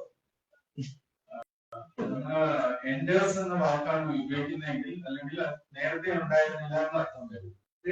But manifesting, why? Because he is already there. He is in everybody's heart. When you study Bhagavatam seriously, then you will realize Krishna inside our heart. That is the meaning. So manifest means when he makes himself visible to us. അപ്പം വിശദ എന്ന വാക്കിന് ഒരുപാട് കൊടുത്ത് become manifest എന്നാണ്. അതായത് അർത്ഥം കൃഷ്ണൻ യഥാർത്ഥത്തിൽ അവിടെ തന്നെ ഉണ്ട്. പക്ഷെ ഭാഗവതം വായിച്ചും പരിശുദ്ധമാക്കും കൃഷ്ണൻ അവിടെ ഉണ്ട് എന്ന് നമുക്ക് മനസ്സിലാക്കും. So this is something which is you can understand very how meticulously Prabhupada thought over each and every word and he has put that message. What is that? Pratyakshama. Pratyaksha means Aksha means you can see him. He is already there, but we are not seeing. We are not able to see him because everything is turned towards our material enjoyment. But when we study Bhagavatam seriously, then our eyes vision will turn towards him and then we'll be able to see him, then he will be manifested. നമുക്ക് ഇപ്പോഴും ഭഗവാൻ ഇവിടെയുണ്ട്. പ്രത്യക്ഷം എന്ന വാക്കെന്ന് പറഞ്ഞാൽ നമുക്ക് കാണാൻ സാധിക്കും എന്നാണ്. ഇത് ഇപ്പോഴും ഭഗവാൻ എപ്പോഴും നമ്മുടെ ഹൃദയത്തിലുണ്ട്. പക്ഷെ നമ്മുടെ ഇപ്പം കണ്ണുകളെല്ലാം ഇന്ദ്രിയ താല്പര്യത്തിന് വേണ്ടിയാണ്. പക്ഷെ ഭാഗവതം പഠിച്ചു കഴിയുമ്പോൾ ആ കണ്ണുകൾ നേരെ ഭഗവാനിലേക്ക് പോയി ഭഗവാനെ നമുക്ക് മനസ്സിലാക്കാൻ സാധിക്കും. So we read what is art of approaching Bhagavatam, then the secret of study, what all things we should be careful about, removing the weeds and be careful about all that stuff. And third thing is the most important thing here is that it requires self-endeavor. Like how Prabhupada did his own endeavor to find out how can I put this word Vishate in proper way so that people can understand, people can come to Krishna consciousness and take it seriously. So that's why I say always taking the matter very seriously. Which matter? Krishna consciousness. Very seriously. If you are not taking it seriously, then we will not be sitting here. സെക്ഷനിലെ 3 കാര്യങ്ങളാണ് പഠിച്ചത്. ഒന്ന്, എങ്ങനെയാണ് ഭാഗവതത്തെ സമീപിക്കേണ്ടതെന്ന് പഠിച്ചു. അതിനുശേഷം നമ്മൾ ശ്രദ്ധിക്കേണ്ട കാര്യങ്ങൾ, നമ്മുടെ ഹൃദയത്തിലുണ്ടായിരിക്കുന്ന അഹങ്കാരം എന്ന ആ കളകൾ പറിച്ചു കളയണമെന്ന് പഠിച്ചു. ഇപ്പോൾ നമ്മൾ അവസാനമായിട്ട് പഠിച്ചത് നമ്മുടെ തന്നെ എഫേർട്ട് അല്ലെങ്കിൽ എന്റെ അതിനകത്ത് ഇടണമെങ്കിൽ മാത്രമേ നമുക്ക് കൃഷ്ണനെ ദർശിക്കാനായിട്ട് സാധിക്കും. So this is the important thing that we should learn from here and appreciate how much Prabhupada has instructed us in this one verse. Like this, there are many verses which reveals the hidden confidential meaning and you can relish it to the maximum extent. ഇന്ന് നമ്മൾ ഒരു ശ്ലോകത്തിൽ നിന്നാണ് നമുക്ക് മനസ്സിലാക്കിയത് എത്രമാത്രം ശ്രദ്ധയോടുകൂടിയാണ് ശ്രീ പ്രഭുപാദ് ഓരോ വാക്കുകൾ ഉപയോഗിച്ചിരിക്കുന്നത് നമുക്ക് മനസ്സിലാക്കാൻ പറ്റും. ഇതേപോലെ അനേകമായിരം ശ്ലോകങ്ങളുണ്ട്. അതിലെല്ലാം പൂർണ്ണമായ ഉള്ളിൽ വളരെ ഹൃദയത്തോട് ഭഗവാനോട് സാക്ഷാത്കാരമുള്ള വാക്കുകളുണ്ട്. അത് നമുക്ക് മനസ്സിലാക്കുമ്പോൾ ശ്രീമദ് ഭാഗവതം വീണ്ടും വീണ്ടും ഒരുപാട് രീതിയിൽ യോജിക്കാനായി സാധിക്കും. So if you do like this, we study Bhagavatam like this very seriously, then Krishna will appear in our hearts within a short time. Na ati dirghana. Very short time. ഇതിനകത്ത് അതിദീർഘ്യേണെന്ന് പറയുന്നുണ്ട്. ഇങ്ങനെ നമ്മൾ സീരിയസ് ആയിട്ടാണ് ഭാഗവതം പഠിക്കുന്നത് മനസ്സിലാക്കിയെങ്കിൽ വളരെ പെട്ടെന്ന് തന്നെ കൃഷ്ണൻ നമ്മുടെ ഹൃദയത്തിൽ പ്രത്യക്ഷപ്പെടും. So another important thing we should also now we are coming to the almost at the end of the section. One thing that we should also be aware of is that there is a difference between inspiration and imitation. മറ്റൊരു കാര്യം പ്രധാനപ്പെട്ട ഒരു കാര്യം ഇനി പഠിക്കാനുള്ളത് നമ്മൾ പ്രചോദനവും അനുകരണവും തമ്മിൽ തിരിച്ചറിയേണ്ടതാണ്. Both look similar, but the result are different. രണ്ട് പ്രചോദനവും അനുകരണവും ഒരേപോലെ നമുക്ക് തോന്നും, പക്ഷെ അതിന്റെ ഫലം വ്യത്യസ്തമാണ്. And like inspiration means I follow in the footsteps. Inspiration അല്ലെങ്കിൽ പ്രചോദനം എന്ന് പറഞ്ഞാല് പൂർവാചാര്യന്മാരുടെ പാതാരങ്ങളെ പിന്തുടരുകയാണ്. And so with all reverence we follow. വളരെ ബഹുമാനത്തോടുകൂടിയായിരിക്കും നമ്മൾ അവരെ പിന്തുടരുന്നത്. Imitation is a different thing. I also try to imitate them, like same way I will sing, same way I will do things, same way I will dress, everything I will do the same. But the purpose of doing that, the goal of doing that is not to follow them. It's to become like them or greater than them. അപ്പോൾ അനുകരണം അതേപോലെ തന്നെ നമുക്ക് തോന്നും. അവര് നടക്കുന്നത് പോലെ, അവര് കൊടുക്കുന്ന വസ്ത്രങ്ങൾ ഉപയോഗിക്കുന്ന വസ്ത്രങ്ങൾ, അതേപോലെ അവരുടെ ചെയ്തികളൊക്കെ നമ്മൾ പിന്തുടരുന്ന പോലെ തോന്നും. പക്ഷെ യഥാർത്ഥത്തിൽ അവരുടെ പാതാരങ്ങളെ പിന്തുടരുക എന്നല്ല അവരുടെ ഉദ്ദേശം. അവരെ പോലെ ആവുകയോ അല്ലെങ്കിൽ അവരെക്കാളും മുകളിലാവുകയോ ചെയ്യുക. So we will have the difference between them, and now we will also do a little bit of exercise to find out characters who are inspiration, driven by inspiration, and who are driven by imitation. അപ്പൊ നമുക്ക് ഇത് കുറച്ചുകൂടെ പഠിക്കാനുണ്ട്. പക്ഷെ അതിന് മുൻപ് നമുക്ക് ഒരു ചെറിയൊരു വർക്ക്ഷോപ്പ് പോലെയാണ്. നമുക്ക് ചില വ്യക്തിത്വങ്ങള് അവര് പ്രചോദനം ഉൾക്കൊണ്ടാണ് മുന്നോട്ട് പോകുന്നത്, ചില വ്യക്തിത്വങ്ങൾ അനുകരണമാണ് ചെയ്യുന്നത്. ഇതെങ്ങനെ നമുക്ക് മനസ്സിലാക്കാം എന്നുള്ളത് നമുക്ക് നോക്കാം. So we will do the inspiration step first. In inspiration, the first thing we do is we follow. ആദ്യം നമുക്ക് പ്രചോദനത്തിന്റെ ആദ്യത്തെ പദ്ധതി എന്ന് പറഞ്ഞാൽ നമ്മൾ നമ്മുടെ മുതിർന്നവരെ പിന്തുടരുകയാണ്. When we follow, suppose you get success. നമ്മൾ അവരെ പിന്തുടരുമ്പോൾ ചിലപ്പോൾ നമ്മൾ വിജയിക്കാം. Then what will be the outcome? അങ്ങനെ വിജയിച്ചു കഴിഞ്ഞാൽ നമുക്ക് എന്താ Somebody say, if you follow somebody and you achieve success, then what will be our relationship with them? Thank you. That's grateful. നമ്മൾ അവരെ വിജയിച്ചു കഴിഞ്ഞാൽ നമ്മൾ അവരോട് നന്ദി ഉണ്ടാകും. So when we become grateful, then what will we do?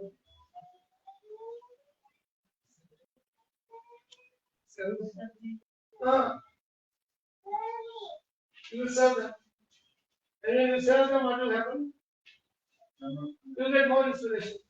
Again you will follow more. Again you will achieve success. Then again you will become grateful.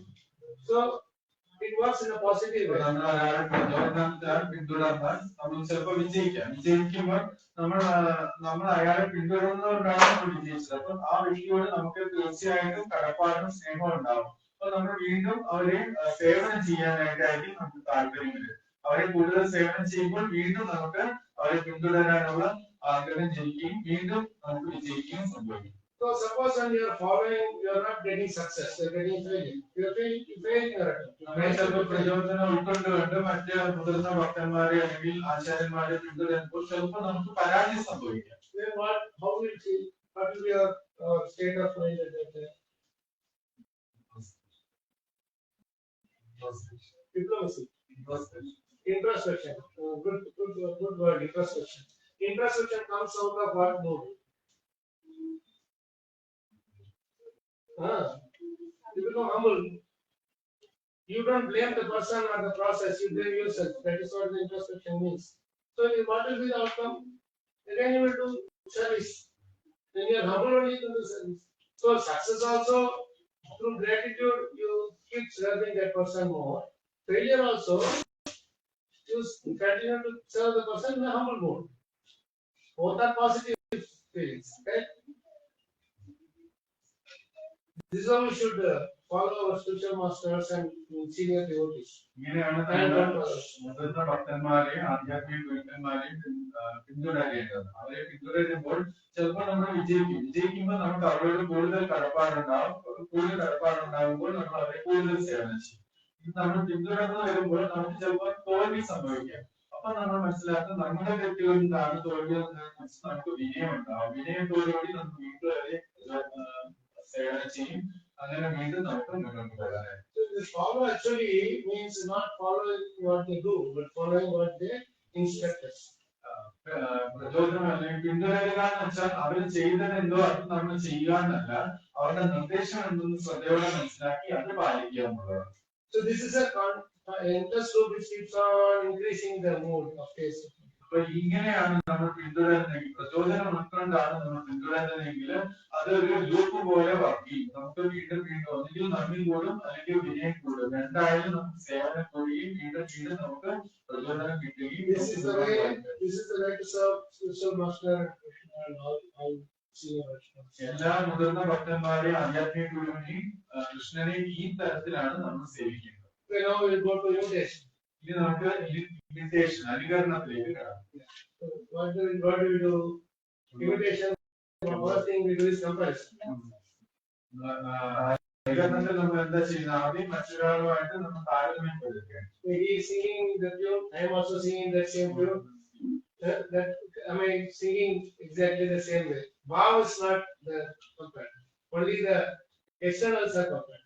അപ്പൊ നമ്മൾ ഒരാൾ നല്ല രീതിയിൽ പാടുവാണെന്നും അതേപോലെ തന്നെ എനിക്ക് പാടണം എന്നുള്ളൊരു ഇത് വരും. അപ്പൊ കമ്പയർ ചെയ്യും, അയാളുമായിട്ട് ഞാൻ കമ്പയർ ചെയ്യും. പക്ഷെ അവിടെ ആ വ്യക്തിയുടെ എന്ത് ഭാവത്തിലാണ് ആ വ്യക്തി ഭക്തി ചെയ്യുന്നതെന്ന് നമ്മൾ ചിന്തിക്കാറില്ല. അയാൾ ചെയ്യുന്നതിനെ അതേപോലെ അനുകരിക്കാനാണ് ശ്രമിക്കുന്നത്. So what happens is a result of that comparison becomes competition.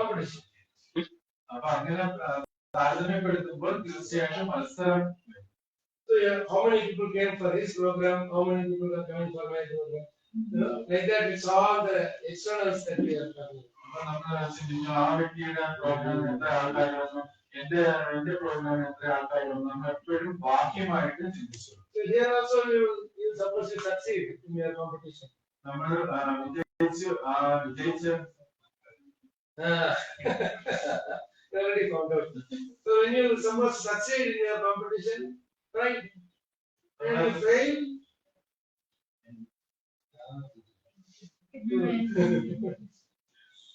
വിജയിച്ചു കഴിഞ്ഞാൽ നമുക്ക് അഹങ്കാരം വരും. നമ്മൾ ഈ താല്പര്യപ്പെടുത്തി മത്സരത്തിൽ തോറ്റു കഴിഞ്ഞാൽ നമുക്ക് അസൂയുണ്ട്. So now you tell me one example for inspiration, one example for imitation. Anybody can say. Any examples from Shastra? Vishwamitra, very good example. His imitation. Huh? Who was he trying to imitate? Vasishtha. Uddhava for inspiration. What did he do?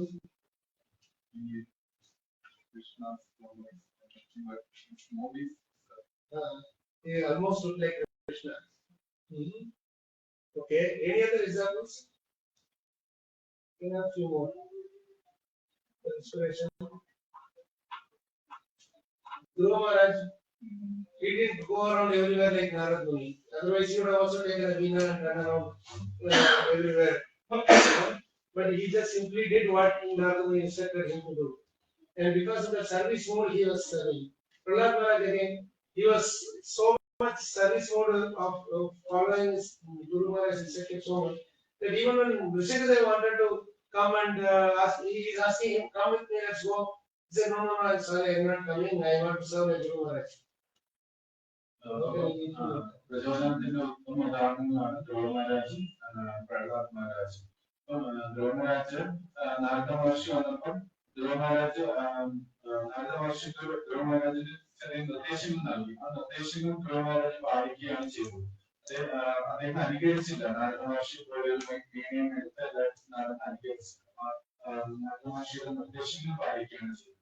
Prahlad മഹാരാജൻ അതേപോലെയാണ്.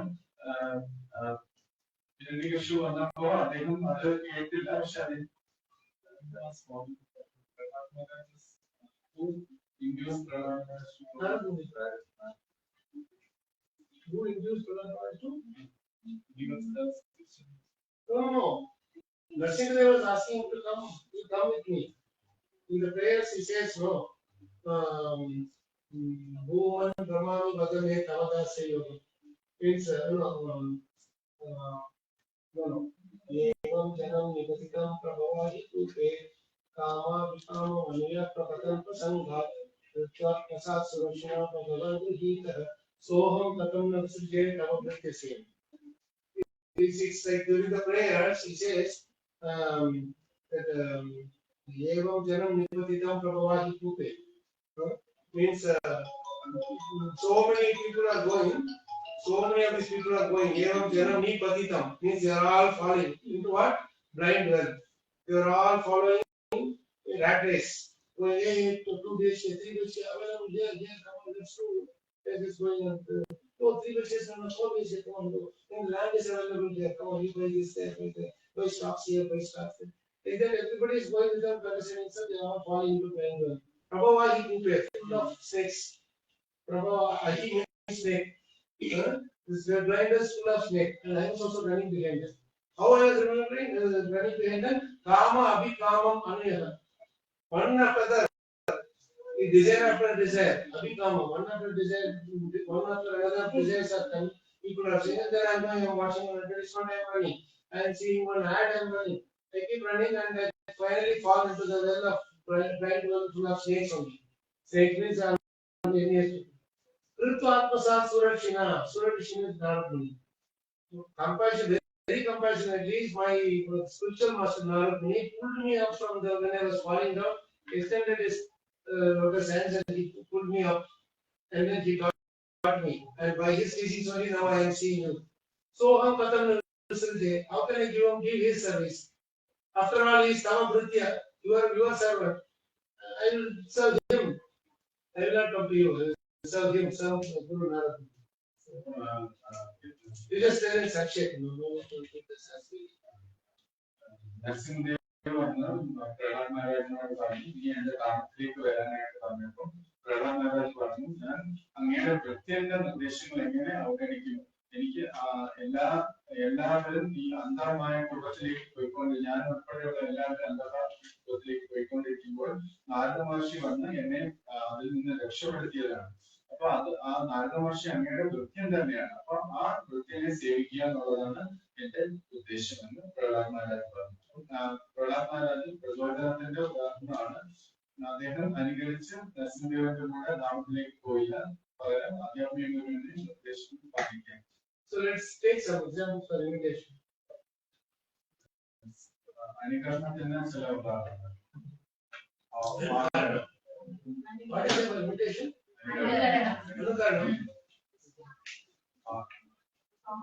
Founder Kausali. I was expecting somebody to. This madman, this founder Kausali, is a funny character. He is the only demon who made Krishna laugh. അവരുടെ വളരെ രസകരമായ കാര്യമാണ്. ഒരേ ഒരു അസുരനാണ് കൃഷ്ണനെ ചിരിപ്പിച്ചത്. He sends a letter to Krishna that you are imitation Vasudeva. I am the original Vasudeva. അവരുടെ ഒരു letter എഴുതി കൃഷ്ണനോട്. കൃഷ്ണനോട് പറഞ്ഞു, നീയാണ് വാസുദേവനെ അനുകരിക്കുന്നത്, ഞാനാണ് യഥാർത്ഥ Vasudevan. And he says, you come in front of me and I will kill you and break you into pieces. അപ്പൊ നീ എന്റെ മുന്നിൽ വന്നാൽ ഞാൻ നിന്നെ വലിച്ചു കളയുമെന്നും പറഞ്ഞു. If you really would have the courage, then you give up your Sudarshan Chakra and Gada and Sthapa Chakra, and let's see who is the real Krishna. നിനക്ക് യഥാർത്ഥത്തിൽ ധൈര്യം ഉണ്ടെങ്കിൽ നിന്റെ സുദർശന ചക്രവും ശംഖും ചക്രവും ഉണ്ടാക്കി ഉപേക്ഷിച്ചിട്ട് എന്റെ മുന്നിൽ വന്നിരിക്കും. Close up the one. Not here. Okay. Then you know the motion. Out of the put in. അത് വളരെ അടുത്ത് പിടിച്ചിരിക്കും ഇനി വായിക്കാൻ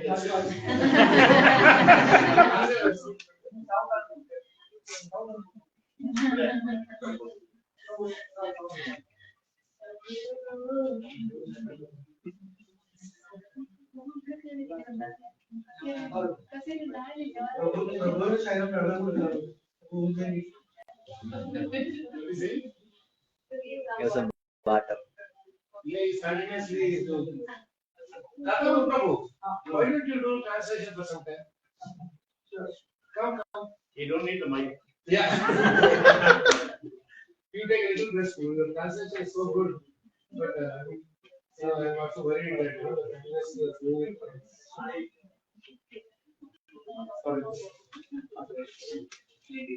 No. The best way to make him up is to do translation. You went off house of nicely.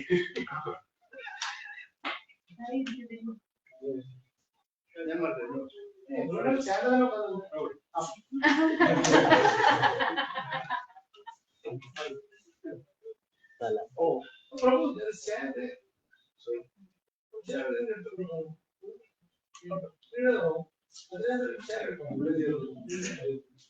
അവിടെ ചേരണം ரொம்ப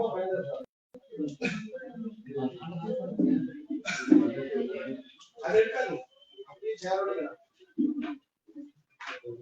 എവിടെ ഇരുന്നു ചേർ ഞങ്ങൾ ഇത്രയും ഹമ്പിൾ.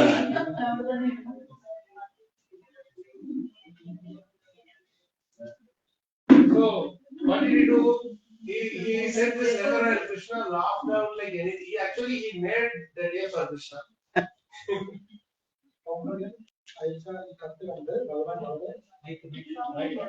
പൊട്ടേക്കുന്നില്ല വളരെ ചിരിക്കുകയുണ്ട്.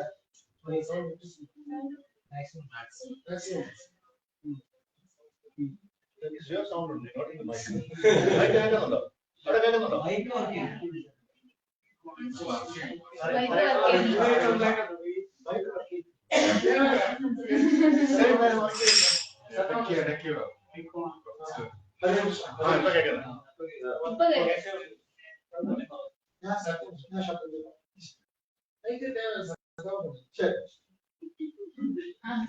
So he made the day for Krishna. Everybody was laughing like anything in Dwarka. ദ്വാരകയിലെ എല്ലാവരും ഇത് കേട്ട് വളരെ ചിരിക്കുകയുണ്ടായി. So he said, if you want, you come and fight with me. താങ്കൾക്ക് വേണമെങ്കിൽ എന്റെ അടുത്ത് വരാം, താങ്കൾക്ക് എന്നോട് യുദ്ധം ചെയ്യാം. So Krishna says, oh, now we will have a nice fun gala time. ഭഗവാൻ പറഞ്ഞു ഇത് നല്ലൊരു തമാശയുള്ള സമയമാണ്. He went to Kashi. അദ്ദേഹം കാശിക്ക് പോയി. And he saw that he went there and he saw this person definitely really carrying Kālacakra, Gada Padma, Grida, all those things, imitation, everything is same. And he had to imagine carrying all these things, how much he had to do it. Krishna was laughing out like anything and seeing in the battlefield. He was not getting angry at all. വസ്തുവിനെ കണ്ടപ്പോ അദ്ദേഹം ഭഗവാൻ ഉള്ളതുപോലെ തന്നെ ശംഖ് ചക്രം ഗദ എല്ലാം ധരിച്ച് ഭഗവാനെ കറക്റ്റ് അദ്ദേഹം ഇമിറ്റേറ്റ് ചെയ്യുകയായിരുന്നു. അത് കണ്ട് ഭഗവാൻ ചിരിച്ചുപോയി. So he couldn't succeed. He thought that Krishna finished him off and his head was thrown into the palace, the kingdom, and the whole thing was over. But he's the best example of imitating Krishna. ഭഗവാൻ അദ്ദേഹത്തിന്റെ തല വെട്ടി കൊട്ടാരത്തിന്റെ മുകളിലേക്ക് എറിഞ്ഞു. പക്ഷെ അതൊക്കെ സംഭവിച്ചു. എന്തായാലും അത് നല്ലൊരു ഭഗവാന്റെ ഇമിറ്റേഷൻ ചെയ്ത ആളുടെ ഒരു ഉദാഹരണമാണ്. So this is a very interesting character. That story is very nice to hear. But then another example of imitation. ഇത് നല്ലൊരു കഥയാണ് സംബന്ധിച്ചു. ഇനി ഇതേപോലെ ഏതെങ്കിലും ഒരു Any other character who was trying to imitate. മറ്റ് ഏതെങ്കിലും ഒരു ക്യാരക്ടറിനെ കുറിച്ച് പറയാമോ?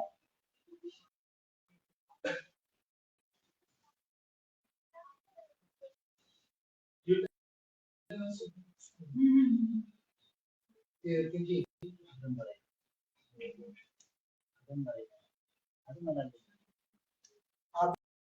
പറയാം. അല്ലെങ്കിൽ ഓർക്കുമ്പോൾ ഇമിറ്റേഷനുമായി ബന്ധപ്പെട്ട് ഏതെങ്കിലും ഒരു ക്യാരക്ടറിനെ പറയാമോ?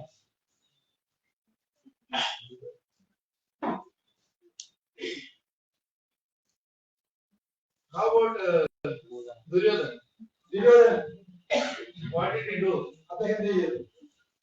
in invitation? ഇൻവിറ്റേഷനുമായി ബന്ധപ്പെട്ട് ദുര്യോധനൻ ചെയ്തു. Anybody heard about that story? ആ കഥ കേട്ടിട്ടുണ്ടായെങ്കിലും Yudhishthira Maharaj did the Rajaswayagya. വിശിഷ്ടമായ രാജസേവനം ചെയ്തിട്ടില്ല. Where did he do? Anybody knows? എവിടെ ചെയ്തു?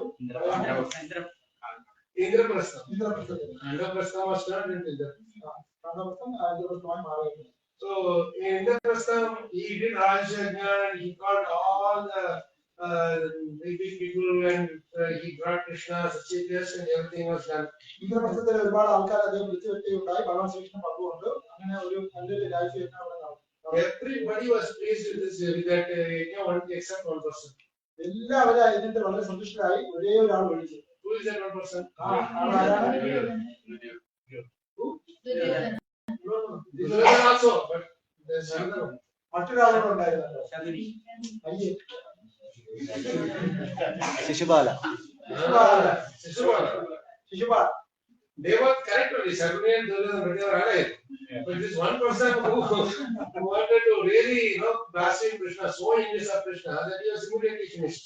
ആ രണ്ടാൾക്കാരും ശരി തന്നെ, ശബരിയും ദുര്യോധനും. പക്ഷെ അവർ ജീവിച്ചിരിപ്പുണ്ടല്ലോ. എന്നാൽ മറ്റൊരാള് ഉടനെ തന്നെ ഭഗവാൻ അദ്ദേഹത്തിന് തലവെട്ടി. അത് ശിശുപാലനാണ്. So looking at Shishupala being killed, Sarvani and Duryodhana reduced their regime. ശിശുപാലന്റെ തലവെട്ടായത് കണ്ടപ്പോൾ ദുര്യോധനും ശബരിയും പേടിച്ചു. I mean, they did express it overtly. അതുകൊണ്ട് അവര് പൂർണ്ണമായ അവരുടെ വികാരങ്ങൾ വെളിപ്പെടുത്തി. So what happened? Duryodhana went back after that. Some insult and all those things happened. He went back, and then this gambling game. Yudhishthira Maharaj and the Pandavas were sent to the forest. Now, Duryodhanan തിരിച്ചു വന്നു. അവസാനം അവര് ചൂതാട്ടം നടത്തി. അങ്ങനെ പാണ്ഡവന്മാരെ കാട്ടിലേക്ക് അയച്ചു. now he was so envious of Yudhishthira Maharaj because everybody was appreciating Yudhishthira Maharaj's എന്നിട്ട് കൂടി ദുര്യോധനൻ സന്തോഷിച്ചില്ല. കാരണം എല്ലാവരും യുധിഷ്ഠിര മഹാരാജന് പോയിട്ട് പറയുകയുണ്ടായി. അത് അദ്ദേഹത്തിന് വളരെ വേദന. Rajaswayagya is not a simple yajna to be done, but before that he has to control all the other kings, send the horse to all the other kings. They should become subordinate to him. They should declare their subordination to Yudhishthira Maharaj. Then only you can do a Rajaswayagya. എന്തുകൊണ്ടെന്നാല് ഈ രാജസ്വ യജ്ഞം എന്ന് പറയുന്നത് ചെറിയ കാര്യമൊന്നുമല്ല, അത് വലിയ കാര്യമാണ്. കാരണം രാജസ്വ യജ്ഞത്തിന് മുമ്പ് തന്നെ എല്ലാ രാജ്യത്തിലേക്കും ആ അശ്വത്തിനെ അയക്കുകയും അതിനെ അവരെ തിരിച്ചു കൊണ്ടുവന്ന് ആ രാജാക്കന്മാരെല്ലാം ഇതിന് സഹകരിച്ചാൽ മാത്രമേ ചെയ്യാൻ പറ്റൂ. ഇത് വലിയൊരു ആകർഷണം അദ്ദേഹത്തിന് അതിലൂടെ. In that process only Krishna killed the Jarasandha and released all those kings. ഈ പ്രവർത്തനത്തിലൂടെയാണ് ജരാസന്ധനെ പോലുള്ള ആൾക്കാരെല്ലാം ഭഗവാൻ കൊല്ലുന്നത്. So when everybody left glorifying Yudhishthira Maharaj like anything, Duryodhana was even more envious. എല്ലാവരും യുധിഷ്ഠിര മഹാരാജാവിനെ പോയിട്ട് പറഞ്ഞപ്പോൾ കൂടുതൽ Duryodhanan വിഷമിക്കുകയുണ്ടായി. അസൂയാലുമായി. So after this they all were sent to forest. He wanted to do a similar Rajaswayagya. എല്ലാവരെയും ഈ പാണ്ഡവരെല്ലാവരെയും കാട്ടിലേക്ക് അയച്ചതിന് ശേഷം ദുര്യോധനൻ രാജസ്വയജ്ഞത്തിന് വേണ്ടി ഒരുക്കങ്ങൾ തുടങ്ങി. Now Yudhishthira Maharaj sent Arjuna to conquer all the other kings. Conquer means take this subordination. Yudhishthira മഹാരാജാവ് അർജുനനെയാണ് നാനാഭാഗത്തേക്കും അയച്ച് അവരുടെ സപ്പോർട്ടിന് വേണ്ടി അയച്ചത്. And Duryodhana sent Karna. ഇവിടെ ദുര്യോധനൻ കർണനെയാണ് അയക്കുന്നത്. He also did the same thing. Not all the people strong. That is a sign of surrender. Like that. കർണനും അത് ചെയ്തു. എല്ലാ രാജാക്കന്മാരുടെയും കിരീടമൊക്കെ കൊണ്ടുവന്ന് അവരുടെ സപ്പോർട്ടിനെ സ്വീകരിക്കുകയും. He also invited all the great personalities from everywhere for that Rajaswayagya. അദ്ദേഹം എല്ലാ നാനാഭാഗത്തുള്ള വലിയ ആൾക്കാരെയും ഈ രാജസ്വയജ്ഞത്തിന് ക്ഷണിക്കുകയുണ്ടായി. The same people who attended Yudhishthira Maharaj. അതേ ആൾക്കാർ തന്നെ Yudhishthira മഹാരാജന്റെ യജ്ഞത്തിലും ചെയ്തിട്ടുണ്ടായി. Everything was done so pakka, even more pompous than Yudhishthira Maharaj. നേരത്തെ യുധിഷ്ഠിര മഹാരാജ് ചെയ്തതിനേക്കാളും കുറച്ചുകൂടി പക്ക ആയിട്ട് എല്ലാ കാര്യവും ചെയ്യപ്പെടുകയുണ്ടായി. But while going, they were all telling in a murmuring voice, everything was perfect. It was not as good as Yudhishthira. പക്ഷേ ഈ ഇതിൽ പങ്കെടുത്ത എല്ലാവരും എല്ലാം വളരെ നന്നായിരുന്നു. പക്ഷെ അത് യുധിഷ്ഠിര മഹാരാജ് ചെയ്ത് അത്രത്തോളം ഇല്ലാന്ന് പറയുന്നത്. And his whole thing became ഈ അടക്കമർത്തിലൂടെ അദ്ദേഹത്തിന് എല്ലാ സന്തോഷവും നഷ്ടപ്പെട്ടു. that one person's name whom I did not want to hear, they are telling his name. ആരുടെ പേരാണോ ഞാൻ കേൾക്കാൻ ആഗ്രഹിക്കാത്തത് അദ്ദേഹത്തിന്റെ പേരാണ് എല്ലാവരും പറയുന്നത്. This is the result of imitation. No service attitude. ഇതാണ് imitation എന്ന ഒരു Because when he was imitating like that, he was comparing for every small thing. He was comparing, and because of comparison, continuously this competitive attitude was also there, and because of that, he was envious. He's envying.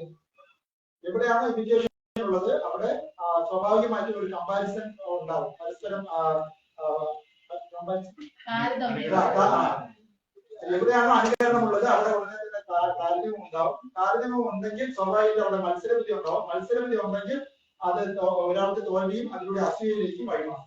You can look at that. The son what is telling.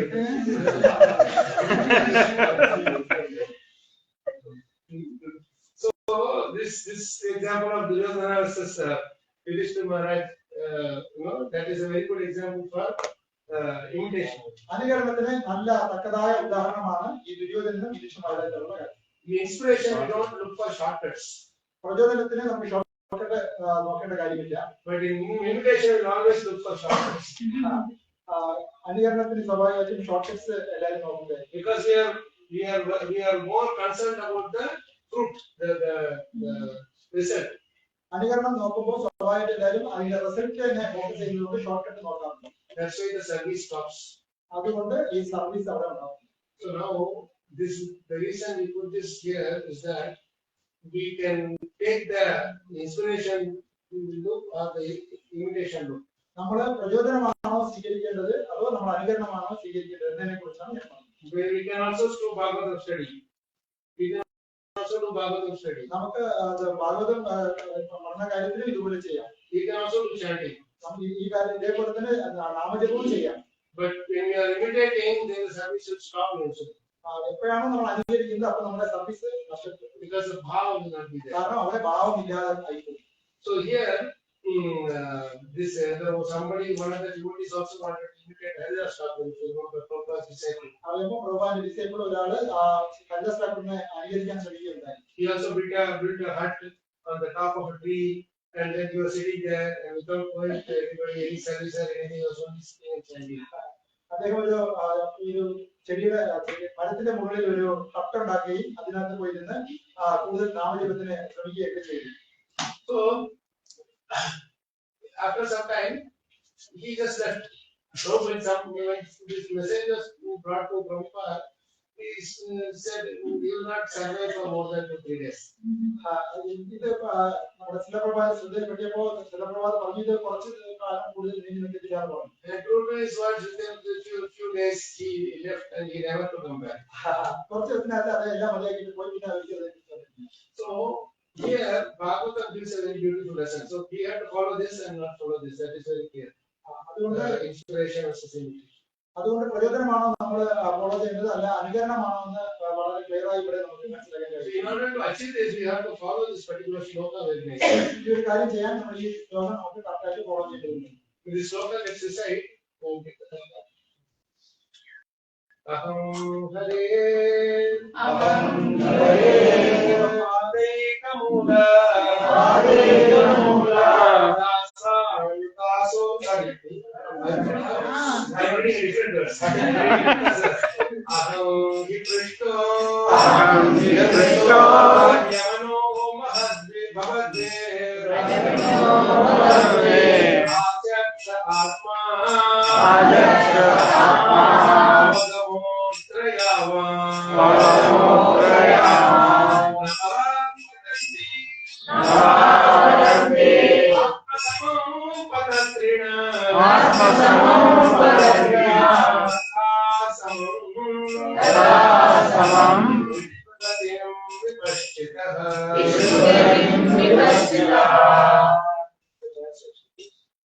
ആദിത്യനെ പോലെ അധികാര നിർമ്മലരായ അല്ലയോ ശ്രേഷ്ഠരെ, എന്റെ അറിവിനനുസരിച്ച് വിഷ്ണുവിന്റെ അതീന്ദ്രിയ ലീലകളെ കുറിച്ച് വിശദീകരിക്കാൻ ഞാൻ പരിശ്രമിക്കാം.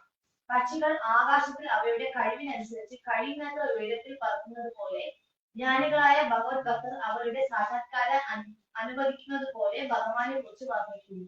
This should be our mode even for studying or even while distributing the knowledge of Bhagavatam. ഭാഗവത്തിന്റെ നോളജ് മറ്റുള്ളവർക്ക് കൊടുക്കുന്നതിനായാലും നമ്മൾ പഠനം ചെയ്യുകയാണെങ്കിലും ഈ ഒരു ശ്ലോകത്തിൽ പറഞ്ഞിരിക്കുന്ന പോലത്തെ ഒരു മാനസികാവസ്ഥയാണ് നമുക്ക് ഉണ്ടാവുന്നത്. ഇത് നല്ല മനോഹരമായ ശ്ലോകം സൂത ഗോസ്വാമി പറയുന്നതാണ്. 88,000 ഋഷിവര്യന്മാര് നൈമിഷാരണത്തില് 88,000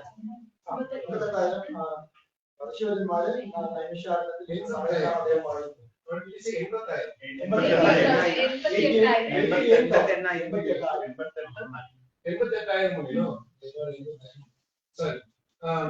So they are all asking questions, and Srila Goswami is saying this beautiful, singing this beautiful prayer. He says beautifully that different birds fly at different height. Mosquito will fly at 10 feet height. Pigeon will fly at 100 meters high. Eagle will fly at 4 miles high. But even though they are not flying at different heights, they cannot reach sky. So Krishna is like the sky. I understand my limitation. And within my limitation, I will do my whatever within my capacity. I will just it. But I will try maximum to fit in my capacity. I will not do less than my capacity. And because I have learned from Srila Goswami, whatever I learned, that knowledge I will give.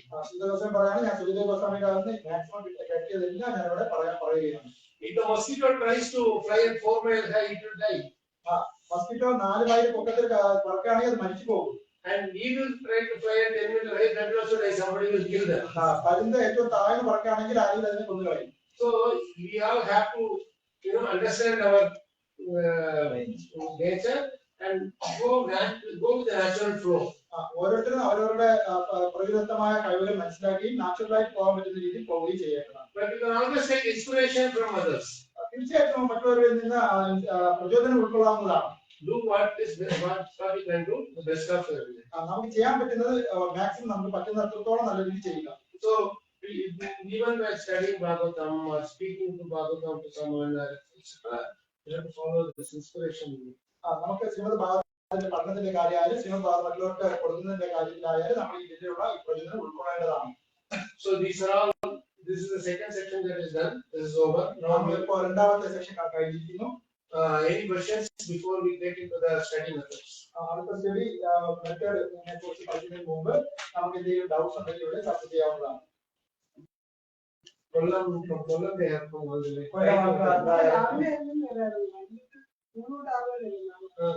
അതെ.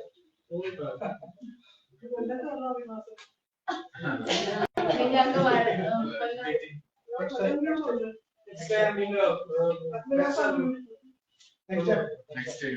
Devotees on touch level. यार தெரியுமா So you please connect with them. Thank you.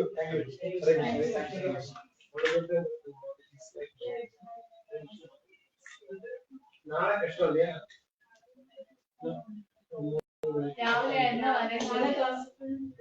Evening ആയതുകൊണ്ട് கொஞ்சம் കഷ്ടமா. சரி பரவாயில்லை, அங்க போடலாம்.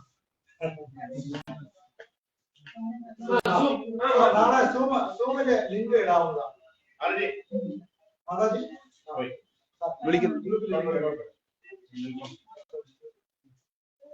So now we are getting into this section where I told in the morning, that there are 10 different methods. 10 വ്യത്യസ്ത പഠന രീതികളാണ് നമ്മൾ ഇവിടെ ചർച്ച ചെയ്യാൻ പോകുന്നത്. 10 different methods of studying Srila, which we have done. We can also have more, but this is all broadly. This is because devotees all have different capacities. They have their own different time limits. So according to that, we can do what suits us. വ്യത്യസ്ത പഠന രീതികൾ നമ്മുടെ കോളേജിൽ നിന്നാണ് ഇവിടെ പറയുന്നത്. സാധാരണ പത്രമാണ് ഇവിടെ പറയുന്നത്. മറ്റുള്ള പത്രമാക്കി നമ്മുടെ സമയവും സാഹചര്യം ഉണ്ടാവുന്ന രീതിയിൽ നമുക്ക് എടുക്കാവുന്നതാണ്. from the last session. Yes. So we said that we should do according to our capacity, maximum of our capacity. Natural inclination. So how can we determine this is our capacity and whether these are above or low or in the same? പ്രഭു നല്ലൊരു മനോഹരമായ ക്വസ്റ്റ്യനാണ് ചോദിച്ചത്. പ്രഭു പറഞ്ഞു നേരത്തെയുള്ള പഠനത്തില് നമ്മുടെ കപ്പാസിറ്റിയുടെ maximum ആയി നമ്മൾ ഒരു പ്രത്യേക ഭഗവത്സേന ചെയ്യണമെന്ന് നമ്മൾ പറഞ്ഞുവല്ലോ. പക്ഷെ എങ്ങനെ നമുക്ക് മനസ്സിലാക്കാൻ പറ്റും നമ്മളിപ്പോ ചെയ്തുകൊണ്ടിരിക്കുന്നത് നമ്മുടെ കപ്പാസിറ്റിയുടെ മാക്സിമം ആണോ അതോ കുറവാണോ നമുക്ക് എങ്ങനെ മനസ്സിലാക്കാൻ കഴിയും? One simple method is to get the instructions from the spiritual master, senior Shiksha Gurus who we follow them strictly. ഒന്നാമത്തെ പോയിന്റ് പറയുന്നത് നമ്മുടെ സ്പിരിച്വൽ ലീഡറിനെയോ ആദ്യത്തെ ഗുരുവിനെയോ അദ്ദേഹത്തിന്റെ നിർദ്ദേശങ്ങൾ മാക്സിമം കംപ്ലീറ്റ് ആയി ഫോളോ ചെയ്യുന്നതിലൂടെ ഒന്ന്. Another is when you just keep doing it, naturally you will be set in place. നമ്മൾ രണ്ടാമത്തെ കാര്യം പറയുകയാണെങ്കിൽ നമ്മൾ നാച്ചുറലായിട്ട് നമ്മൾ ചെയ്തുകൊണ്ടിരിക്കുക, സ്വാഭാവികമായിട്ട് നമുക്ക് അത് മനസ്സിലാവും. There will be some little bit ups and downs, etc., but it will settle eventually. ചില സമയത്ത് അപ്പ് ആൻഡ് ഡൗൺസ് ഉണ്ടായിരിക്കാം, എന്നാൽ കുറെ കഴിയുമ്പോൾ അത് കറക്റ്റ് ആയിട്ട് അതിന്റെ ഭാഗത്തേക്ക്. But the one danger is there that in the name of settling, we may get into this comfort zone. എന്നാൽ ചില ഒരു പ്രശ്നം ഉണ്ടായിട്ട് നമ്മൾ സെറ്റിൽ ആവും എന്ന് പറയുമ്പോഴും ചിലപ്പോൾ നമ്മളത് comfort സോണിനകത്ത് ആയിപ്പോകും. This service I like very much, that service I don't like very much. ഈ സർവീസ് എനിക്ക് വളരെ ഇഷ്ടമാണ്, ആ സർവീസ് ഞാൻ ചെയ്തില്ല എന്നുള്ള രീതിയിലൊക്കെ ആയിപ്പോകും. So this liking and disliking itself means it's not for Krishna's pleasure. എനിക്ക് സർവീസ് ഇഷ്ടമാണ് അത് ഇഷ്ടമല്ല എന്ന് പറയുന്നത് ഒരിക്കലും ഭഗവാന്റെ ഇഷ്ടാനുസരണം അല്ല. So always our austerity should be fine-tuned gradually more and more and more. എപ്പോൾ നോക്കിയാലും നമ്മുടെ തപസ് എപ്പോഴും കൂടി കൂടി വരണം. Because austerity, the problem with austerity is that it is an austerity only the first time you do. തപസ്സിന്റെ കാര്യം പറയുകയാണെങ്കിൽ നമ്മൾ ഒരേ ഒരു പ്രാവശ്യമേ തപസ് ചെയ്യുന്നു എന്നുള്ളതാണ്. Second and third time it becomes like a natural normal thing. സാധാരണഗതിയിൽ ഒരു പ്രാവശ്യം തപസ് അനുഷ്ഠിച്ചാൽ 2-3 പ്രാവശ്യം ആകുമ്പോൾ അത് നാച്ചുറലായിട്ട് വന്നു പോകും. So we should keep introspecting and see where else we can find you, we can make it so that we really put in some endeavor. എന്നാൽ പിന്നെ ആകുമ്പോൾ കുറച്ചുകൂടി എഫോർട്ട് ഇട്ട് അതിനെ കുറച്ചുകൂടി വലുതാക്കാൻ നമ്മൾ ശ്രമിക്കണം. And that comes to introspection. അത് ചെയ്ത് വരുമ്പോൾ അത് വന്നു. Even to Brahma, Krishna did not give all the, he gave the knowledge, but he told him to use your intelligence to develop further. Even ബ്രഹ്മാവിനെ പോലും ഭഗവാൻ ശ്രീകൃഷ്ണൻ എല്ലാ നിർദ്ദേശങ്ങളും നൽകിയില്ല. അദ്ദേഹം പറഞ്ഞത് നീ ചെയ്ത് വരിക, നിന്റെ ബുദ്ധി ഉപയോഗിച്ച് നീ കയറി വരിക എന്നാണ് പറഞ്ഞത്. And to Narada Muni also, Brahma was giving the Bhagavata message. He told Vipuli Guru. Brahmadevan Narada മഹർഷിയോട് കൊടുക്കുന്ന കാര്യത്തിലും വിപുലി ഗുരു, അതായത് സ്വന്തമായിട്ട് അതിനെ വിപുലീകരിക്കുക എന്നാണ് പറഞ്ഞത്. So he said, I have given you the synopsis, you expand based on how Krishna inspires. ഞാൻ ഇപ്പൊ points മാത്രമേ പറയുന്നുള്ളൂ, ഭഗവാൻ ഇൻസ്പയർ ചെയ്യുന്നതനുസരിച്ച് അത് വിപുലീകരിക്കുക എന്നാണ് ഭഗവാൻ പറയുന്നത്.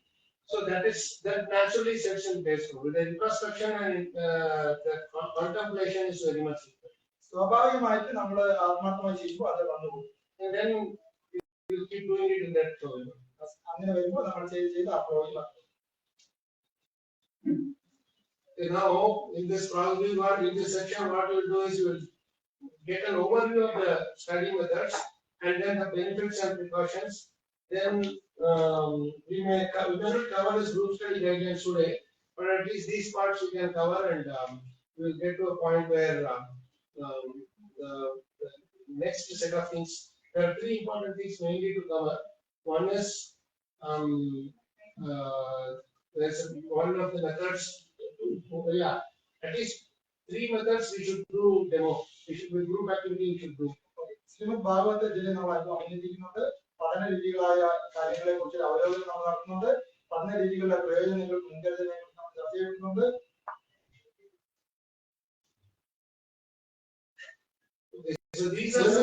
ഒരുമിച്ചുള്ള പഠന മാർഗങ്ങൾ നമ്മൾ പ്രധാനമായിട്ടും 3 പോയിന്റ്സ് ആണ് നമ്മൾ പറയുന്നത്.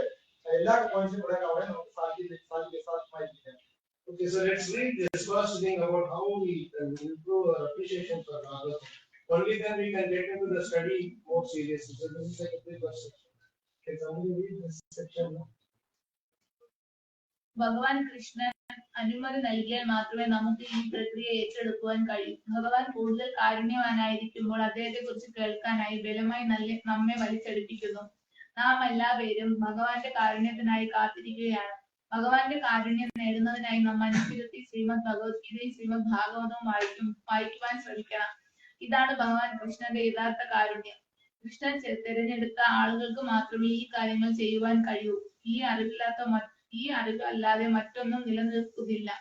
ശ്രീമദ് ഭാഗവതന്റെ എന്തെങ്കിലും ഇല്ല എങ്കിൽ അവയെല്ലാം മാനസിക കെട്ടുകഥയാണ്. അതിനാൽ ഭാഗവതത്തിൽ നിങ്ങളുടെ മസ്തിഷ്കം അടക്കം ചെയ്യുക, ആഴത്തിൽ ഇറങ്ങി ചെല്ലുക. നാം ഭഗവാന്റെ നാമം ജപിക്കുമ്പോൾ ഭഗവാൻ നമ്മെ തിരഞ്ഞെടുത്തിരിക്കുന്നു. ഭഗവാൻ നമ്മെ തിരഞ്ഞെടുത്ത് നിയോഗിക്കുന്നു. ഈ പ്രത്യേക നിയമനം ശ്രീമദ് ഭാഗവത്തെയും ശ്രീമദ് ഭഗവത്ഗീതയോടും ഒപ്പമായിരിക്കുക എന്നതാണ്. ദയവായി പരമപുരുഷനുമായുള്ള സവിശേഷമായ കൂടിക്കാഴ്ച ഒരിക്കലും പാഴാക്കരുത്. These are all appointments with Krishna. ഭഗവാനായിട്ടുള്ള അപ്പോയിന്റ്മെന്റ് കൂടിക്കാഴ്ച. Meeting. So Maharaj used to say that the real appointment, if you miss the appointment one day, you cannot get it after 2-3 hours later. You have to wait till the next day. Because they say Mangalarti is the morning appointment time with Krishna. If you miss that appointment, then you cannot go at 9 o'clock and ask for an appointment, because you after Mangalarti you will get dressed up and go to the forest to raise the cows. So you will come back only in the evening. So we cannot get this appointment. Appointment ഒരിക്കലും മിസ്സായ ഒരിക്കലും നമുക്ക് അതിനൊന്നും miss ചെയ്യാൻ പറ്റില്ല. കാരണം ഭഗവാനായിട്ടുള്ള appointment എന്ന് പറയുന്നത് മംഗളാരതിയാണ്. മംഗളാരതി നമ്മൾ മിസ്സാക്കുകയാണെങ്കിൽ നമുക്ക് 9 മണിക്ക് പോയി മംഗളാരതി അറ്റൻഡ് ചെയ്യാൻ പറ്റത്തില്ല. ഭഗവാൻ സാധാരണഗതിയിൽ ഒരു അപ്പോയിന്റ്മെന്റ് മിസ്സായ പിന്നെ അവർ പോയിട്ട് വരുമ്പോൾ കുറച്ച് സമയം എടുക്കുന്നു. Same way, regularly at a specific time, she read Bhagavatam or Bhagavad Gita or Prabhupada books, then that is an appointment you have with Krishna. നമ്മളിപ്പോ ഒരു ദിവസത്തിൽ ഇത്ര സമയം നമ്മൾ ഭഗവാന്റെ ഭാഗവതം വായിക്കാൻ വേണ്ടി നമ്മൾ മാറ്റി വെച്ചിട്ടുണ്ടെങ്കിൽ അത് ഭഗവാനായിട്ടുള്ള കൂടിക്കാഴ്ചക്കുള്ള സമയമാണ്. If you are regular in it, then you will enjoy that meeting.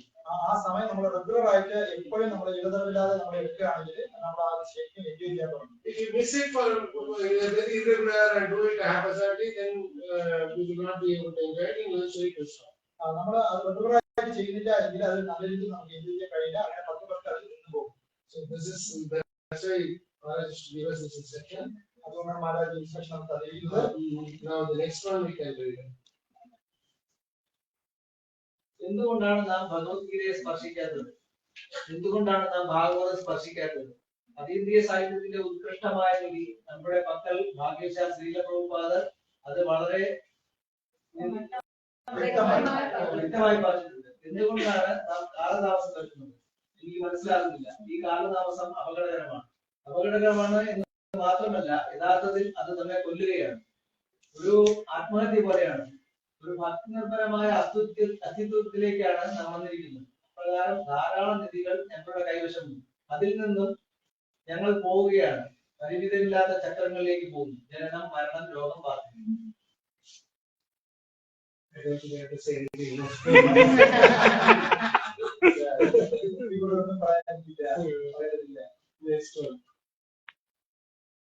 ഭാഗവതത്തിലെ വാക്കുകൾ ധ്യാനിക്കുമ്പോൾ നിങ്ങൾക്ക് ഭാഗവതത്തോടുള്ള അടുപ്പം വികസിക്കുന്നു. ഭാഗവതം എങ്ങനെ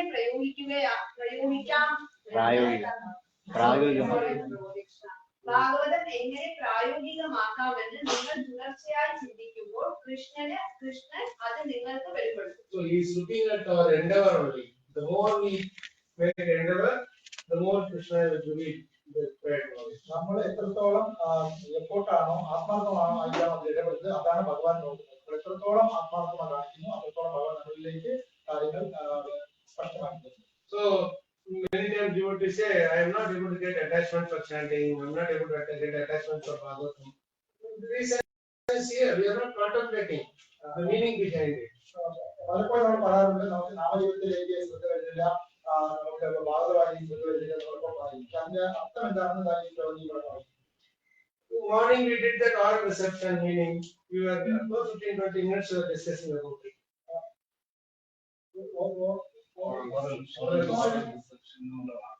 ഓറൽ റിസപ്ഷൻ എന്നുള്ള വാക്കിനെ കുറിച്ച് നമ്മൾ രാവിലെ നല്ല സംസാരിക്കുകയുണ്ടായി. You were there that time?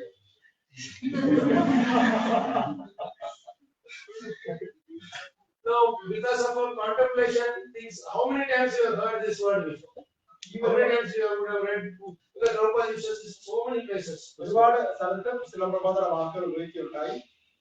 How many times you have heard? But then if you don't contemplate, you will not then be able to enjoy it. You will not be able to develop an attachment to these words, those transcendental words. നമ്മളിത് വീണ്ടും വീണ്ടും കേൾക്കാതിരുന്നാൽ ആ അത്തരം ആധ്യാത്മികമായ വാക്കുകളിലുള്ള രസമൊക്കെ നേടാൻ കഴിയില്ല. So Krishna Maharaj, when he was there, he was doing PhD. He was, he was actually doing PhD on these transcendental phrases of Prabhupada.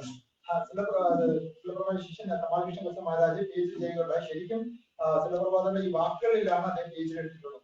He was taking all these phrases, like transcendental nectar or sincerity of purpose. Like this, you take and you do so much research on it, and that's how he did the research on. അതീന്ദ്രമായ അമൃതം ഇതുപോലത്തെ കുറെ വാക്കുകൾ Srila Prabhupada പറയുന്നതിലാണ് അദ്ദേഹം വളരെ നല്ല research നടത്തിയിട്ടുള്ളത്. This next particular one is so beautiful realization that somebody who really want to read can go ahead and read. ഈ പറയുന്നത് വളരെ പ്രധാനപ്പെട്ട ഒരു ഭാഗമാണ്. അല്ലെങ്കിൽ ഇത് ദയവായി വായിക്കുക. നിങ്ങൾക്ക് ഭാഗവത പ്രഭാഷണം നടത്താൻ അവസരം ലഭിച്ചു എന്നത് പ്രശ്നമല്ല, അതൊരു ഉപോൽപ്പന്നമാണ്, അത് കൃഷ്ണന്റെ കാര്യമാണ്. This one is very nice. You can really reach every lane of it does not matter whether you get a chance to preach Bhagavatam or not. ഇത് വളരെ പ്രധാനപ്പെട്ട ഒരു വാക്കാണ്. ശ്രദ്ധിക്കും. കാരണം നിങ്ങൾക്ക് ഭാഗവത പ്രഭാഷണം നടത്താൻ അവസരം ലഭിച്ചു എന്നത് ഒരു പ്രശ്നമേ അല്ല. Otherwise, you will be reading only for preaching. അല്ലെങ്കിൽ നമ്മൾ വായിക്കുന്നത് preaching വേണ്ടി മാത്രമായി. Preaching to others, not to our own mind. മറ്റുള്ളവർക്ക് വേണ്ടിയാണ് നമ്മൾ preach ചെയ്യുന്നത്, നമ്മുടെ മനസ്സിനെ അല്ല. Preaching is only byproduct. Preaching എന്ന് പറയുന്നത് സ്വാഭാവികമായിട്ടും ഒരു ബൈ പ്രോഡക്റ്റ് മാത്രമാണ്. Krishna is dependent. Krishna will allow us to do that. Krishna അനുവദിച്ചാൽ preach ചെയ്യാൻ പറ്റുമോ? But see, the next line is so beautiful. വളരെ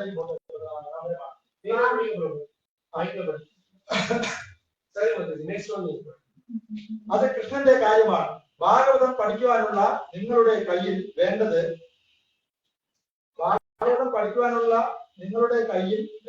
അതാണ്. Krishnan what is up to you in your hands is your desire to study Bhagavad. That Krishna is the The more desire you have, Krishna will give you more time, more opportunity, whatever.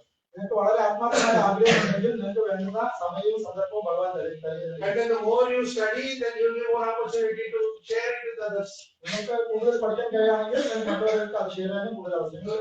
Next line to read. നിങ്ങൾ എത്രത്തോളം സമയം ഭാഗവതത്തിനായി That is what Krishna wants. That is what Krishna Bhagavatam പഠിക്കുവാനുള്ള നിങ്ങളുടെ കയ്യിൽ വേണ്ടത് അതാണ്. കൃഷ്ണൻ കാണുവാൻ ആഗ്രഹിക്കുന്ന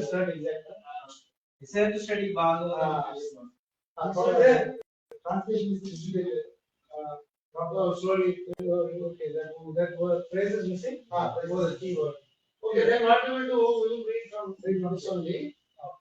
Desire to study Bhagavatam. No, what is up to you in your hands? Why don't you read it and you translate yourself? Okay. But what is up to you in your hands? Is your desire to study Bhagavatam. ശരിക്കും Yes. നമുക്ക് ഭാഗവതം പഠിക്കാനുള്ള ആഗ്രഹമാണ് നമുക്ക് വേണ്ടത്. അത് നമ്മുടെ കയ്യിൽ തന്നെയാണ്. This is what Krishna wants to see. അതാണ് ഭഗവാൻ നമ്മളിൽ നിന്നും കാണാൻ ആഗ്രഹിക്കുന്നത്. Desire to study Bhagavatam. Bhagavatam പഠിക്കാനുള്ള ആഗ്രഹമാണ് ഭഗവാൻ നോക്കുന്നത്. The more time you put aside for Bhagavatam, the more time Bhagavatam put aside for you.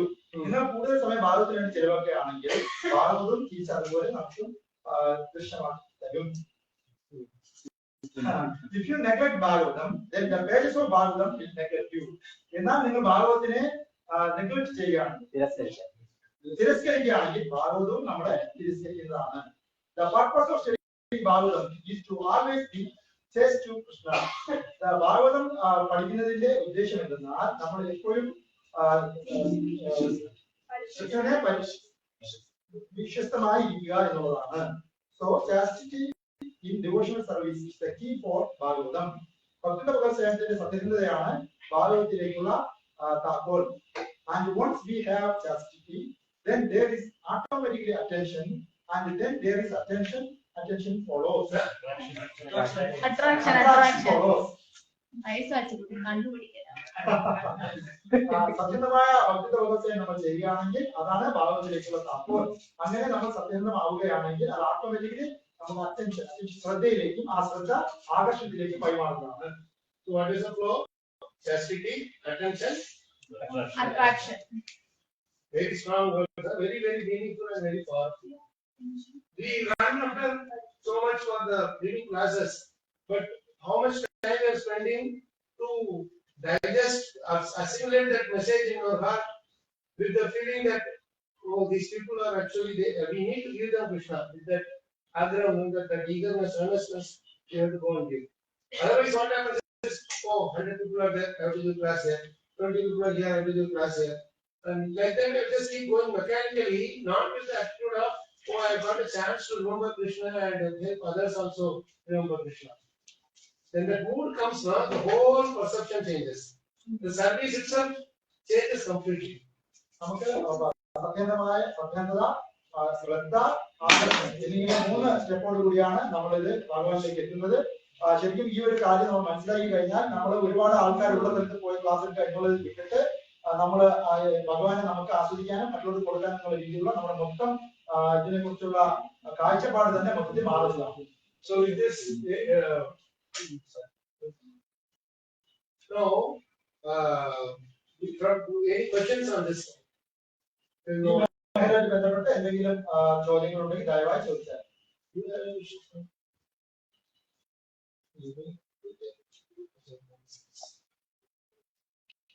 Anybody?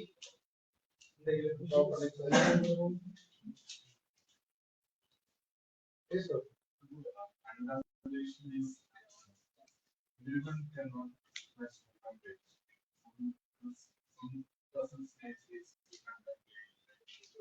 they can realize. Not everybody can do better question.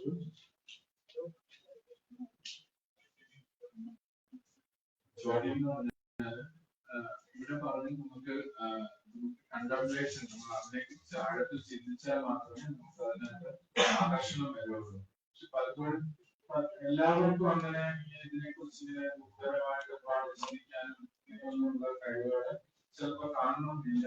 അങ്ങനെയുള്ളവർക്ക് എങ്ങനെ What helps really is group study. അങ്ങനെയുള്ളവർക്ക് ഒരുമിച്ചിട്ടുള്ള പഠനമാണ് ഉപകാരപ്രദമായിട്ടുള്ളത്. When we are alone, we will not be able to do that, as you said correctly. Contemplation, we don't know how to contemplate also. Sometimes we may do it wrong way also. ശരിയാണ് പറഞ്ഞതുപോലെ ഒറ്റയ്ക്ക് ഇരുന്ന് ചിലതിനെ മനസ്സിലാക്കി എടുക്കാൻ ആഴ്ച പറ്റുന്നില്ല. അങ്ങനെയുള്ളവർക്ക് ഒരുമിച്ചുള്ള പഠനമാണ് നല്ലത്. So that's why individual study and group study should be a balanced. അതുകൊണ്ട് തന്നെ ഒറ്റയ്ക്കുള്ള സ്വാധ്യായവും ഒരുമിച്ചുള്ള പഠനവും ബാലൻസ് ചെയ്ത് കൊണ്ടുവരേണ്ടതാണ്. We will come to that and discuss it in a little more detail when we do the group study. നമ്മൾ ഒരുമിച്ചുള്ള പഠനം തുടങ്ങുകയാണെങ്കിൽ നമുക്ക് ആ വിഷയങ്ങളെല്ലാം കുറച്ചുകൂടി വലുതായി ചർച്ച ചെയ്യാൻ സാധിക്കും. Now that I am just touching upon that group study thing, it's something which is very important, especially for congregations, temples based on congregations. ശരിക്കും ഒരുമിച്ചുള്ള പഠനം വളരെ ഞാൻ ചെറുതായി സംസാരിക്കാൻ പോകുന്നു. അത് വളരെ പ്രധാനമാണ്. കോൺഗ്രിഗേഷൻ ആയിട്ടുള്ള ആൾക്കാർക്ക് അത് വളരെ പ്രധാനമാണ്. And as we are distributing books more and more, naturally the next natural progression is that all these people who have received books, in their own areas there should be study circles. സാധാരണ നമ്മളിപ്പോ ഒരുപാട് പുസ്തകങ്ങളൊക്കെ നമ്മൾ കൊടുക്കാറുണ്ട്. എന്നാൽ ആ രീതിയിൽ പല സ്ഥലങ്ങളിലും ഒരുമിച്ചുള്ള ഈ പഠന ടീമുകൾ ഉത്ഭവിച്ചു വരേണ്ടതുണ്ട്. Prabhu, last time when I went a couple of years before, he said in Pune they are planning to have 500 Bhagavatam circles. Radheshyam പ്രഭു കുറച്ചു ദിവസം മുമ്പ് എന്നോട് പറയുകയുണ്ടായി. അദ്ദേഹം അവര് ആഗ്രഹിക്കുന്നത് പൂനെയിൽ മാത്രം 500 പഠന സർക്കിൾ ഉണ്ടാക്കാനാണ്. I know the numbers would have the target that is revised to 2000. Because every time I go, every 6 months or 8 months, they have some 4 more centers, 5 more centers. ഒരുപക്ഷെ അന്ന് പറഞ്ഞ 500 എന്നുള്ളത് ഇപ്പൊ 2000 ആയിക്കാണ്. കാരണം ഞാൻ ഓരോ പ്രാവശ്യം പോകുമ്പോഴും പുതിയ പുതിയ സെന്ററായിട്ട് ഒരുപാട് ഉണ്ടായിട്ടുണ്ട്. അതുകൊണ്ട് ഈ സംഖ്യ ഇപ്പൊ വർദ്ധിച്ചു കാണും. Here also the congregation is growing. തീർച്ചയായിട്ടും ഇവിടെയും നല്ല രീതിയിൽ congregation. So you can have your own study circles, Malayalam study circles, English study circles, whichever way that is comfortable for you. But the mood, service mood, and the maturity of the group will grow only when the taste and Prabhupada's study of Prabhupada's book seriously, that is established properly in the congregation. ശരിക്കും നിങ്ങൾക്ക് വേണമെങ്കിൽ study സർക്കിളുകൾ തുടങ്ങാം. നിങ്ങൾക്ക് Malayalam study circle, English circle തുടങ്ങാം. എന്നാൽ അതിന്റെ maturity എന്ന് പറയുന്നത് അത് ടേസ്റ്റ് വായനയ്ക്കുള്ള ടേസ്റ്റുകൾ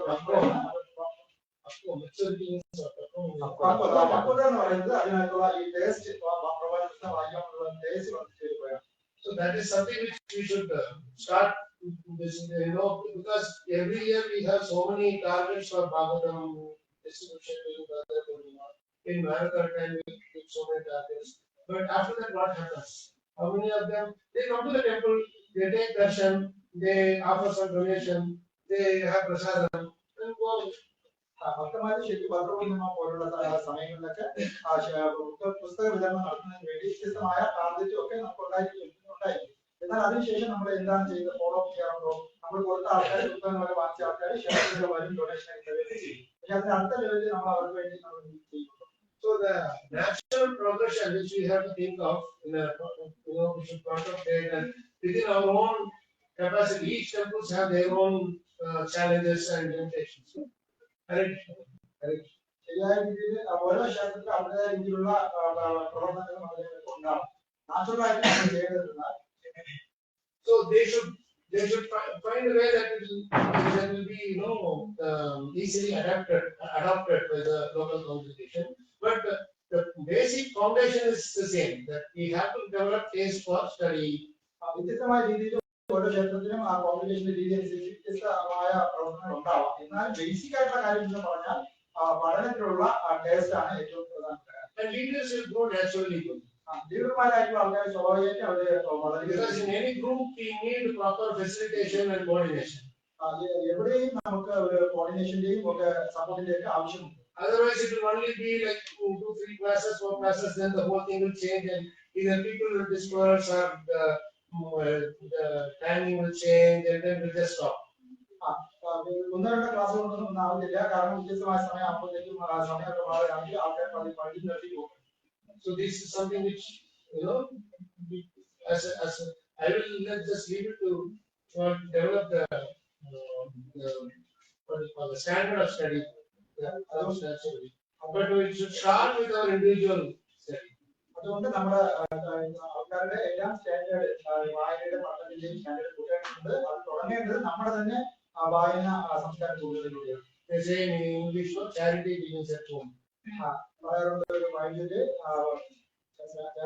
സംഭാവന വീട്ടിൽ നിന്ന് തുടങ്ങേണ്ടതാണ്. ദാനം വീട്ടിൽ നിന്ന് തുടങ്ങേണ്ടതാണ്. സംഭാവന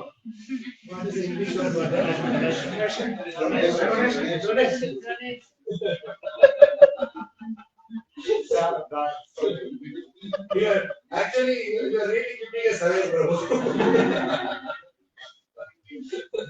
So nice. So we will go to the next one. Thank you for the question, Prabhu. So now study methods.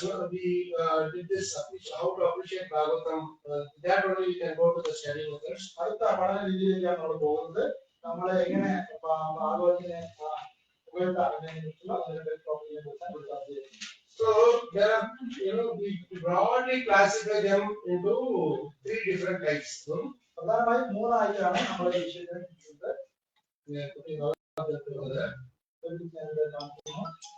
So now, let's see now.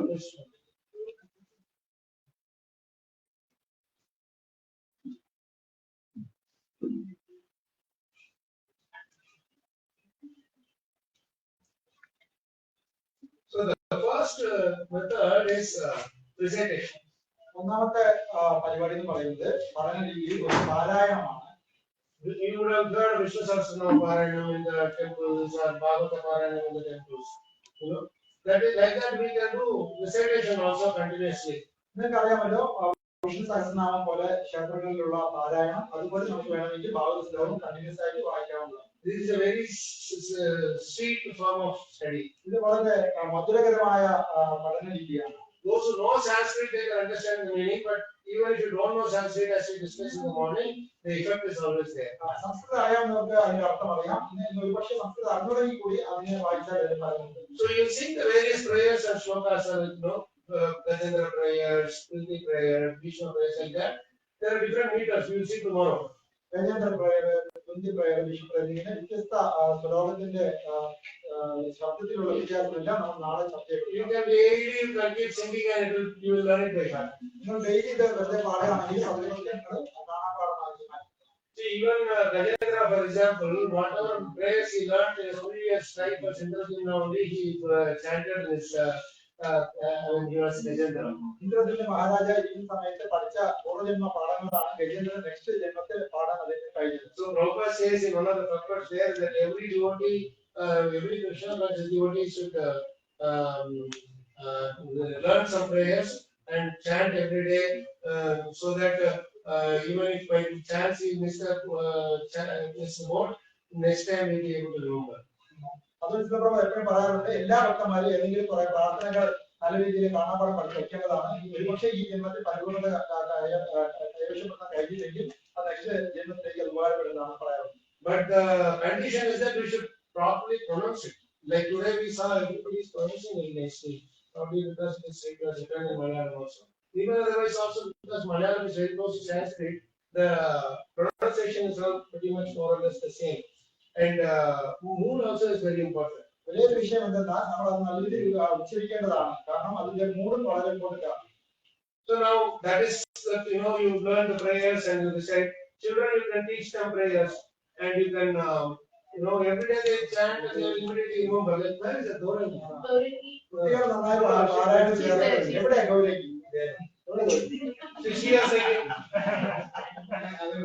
Gauravi നന്നായി പാടാറുണ്ട്. So she learned. No, you wait. Tomorrow we will call you. ഗൗരവിക്ക് നാളെ ക്ഷണിക്കുന്നതാണ് ശ്ലോകം പാടാൻ. So she chanted the first 3 prayers about the longest verse. She recited just like that. Shrimad ഭാഗവതത്തിലെ വളരെ നീളമുള്ള ശ്ലോകങ്ങൾ 3 എണ്ണം ഗൗരവി നന്നായി പാടുകയുണ്ടായി. The thing is, in that young age, they don't know. But then it's like acting like a tablet. It goes inside and it stays forever, you know. And then later they come to know the meaning for it. They will be surprised that how come I learned this. This is the Sanskriti that we can give to our children. കുട്ടികൾക്ക് വളരെ എളുപ്പമാണ്. ഒരു ഗുളിക കഴിക്കുമ്പോൾ പെട്ടെന്ന് കുട്ടികാലത്തെ സ്റ്റാറിന് വീങ്ങി കളയും. ഒരുപക്ഷെ അർത്ഥം മനസ്സിലാക്കത്തില്ല. എന്നാൽ ഒരു സമയം കഴിഞ്ഞാൽ അവർക്ക് അത്ഭുതപ്പെടും. ഇതൊക്കെ ഞാൻ എങ്ങനെ പഠിച്ചത്? ഈ ഒരു സംസ്കൃതിയാണ് നമ്മുടെ മക്കൾക്ക് നമുക്ക് കൊടുക്കേണ്ടത്. It's Vairavyam also. Right from his childhood, he knows that one sloka in Bhagavatam which has his name in it. Anytime you ask for a sloka, only that sloka he will say. Vairavyam അതുപോലെ തന്നെ വളരെ കൊച്ചിലെ തന്നെ മനോഹരമായ ഒരു ശ്ലോകം നന്നായി കാണാപ്പാടം പഠിച്ചിട്ടുണ്ട്. എപ്പോഴും പറഞ്ഞാൽ ആ ശ്ലോകം നന്നായി അദ്ദേഹം പറയാറ്. No, it was almost sloka. So this is children, you know, they really, when they chant the slokas, people public will be really surprised. They will say, you know, all Bhagavatam. കുട്ടികൾ ഇങ്ങനെ ശ്ലോകങ്ങൾ ചൊല്ലുമ്പോൾ അവർക്ക് വളരെ അത്ഭുതപ്പെടാറുണ്ട്. കാരണം ഈ കൊച്ചിലെ നിങ്ങൾ പഠിച്ചതെന്ന് ചോദിക്കും. So this is very nice, really, to enjoy. And not only that, the touch of Krishna is there in those slokas because Krishna is not different from every akshara of Srimad Bhagavatam. ഈ പാരായണം വളരെ നല്ലതാണ്. കാരണം ആ ശ്ലോകങ്ങളിലെല്ലാം ഭഗവാന്റെ touch അതിനകത്തുണ്ട്. അതുകൊണ്ട് ഭൗതിക ഭാവത്തിലെ എല്ലാ ശ്ലോകങ്ങളും നമ്മൾ പാരായണം ചെയ്യേണ്ടതാണ്. Bhagavatam 5:18-26. I think it's 5:18-26. Beautiful sloka. 5:18-25 വളരെ നല്ല ശ്ലോകമുണ്ട്. Prabhu.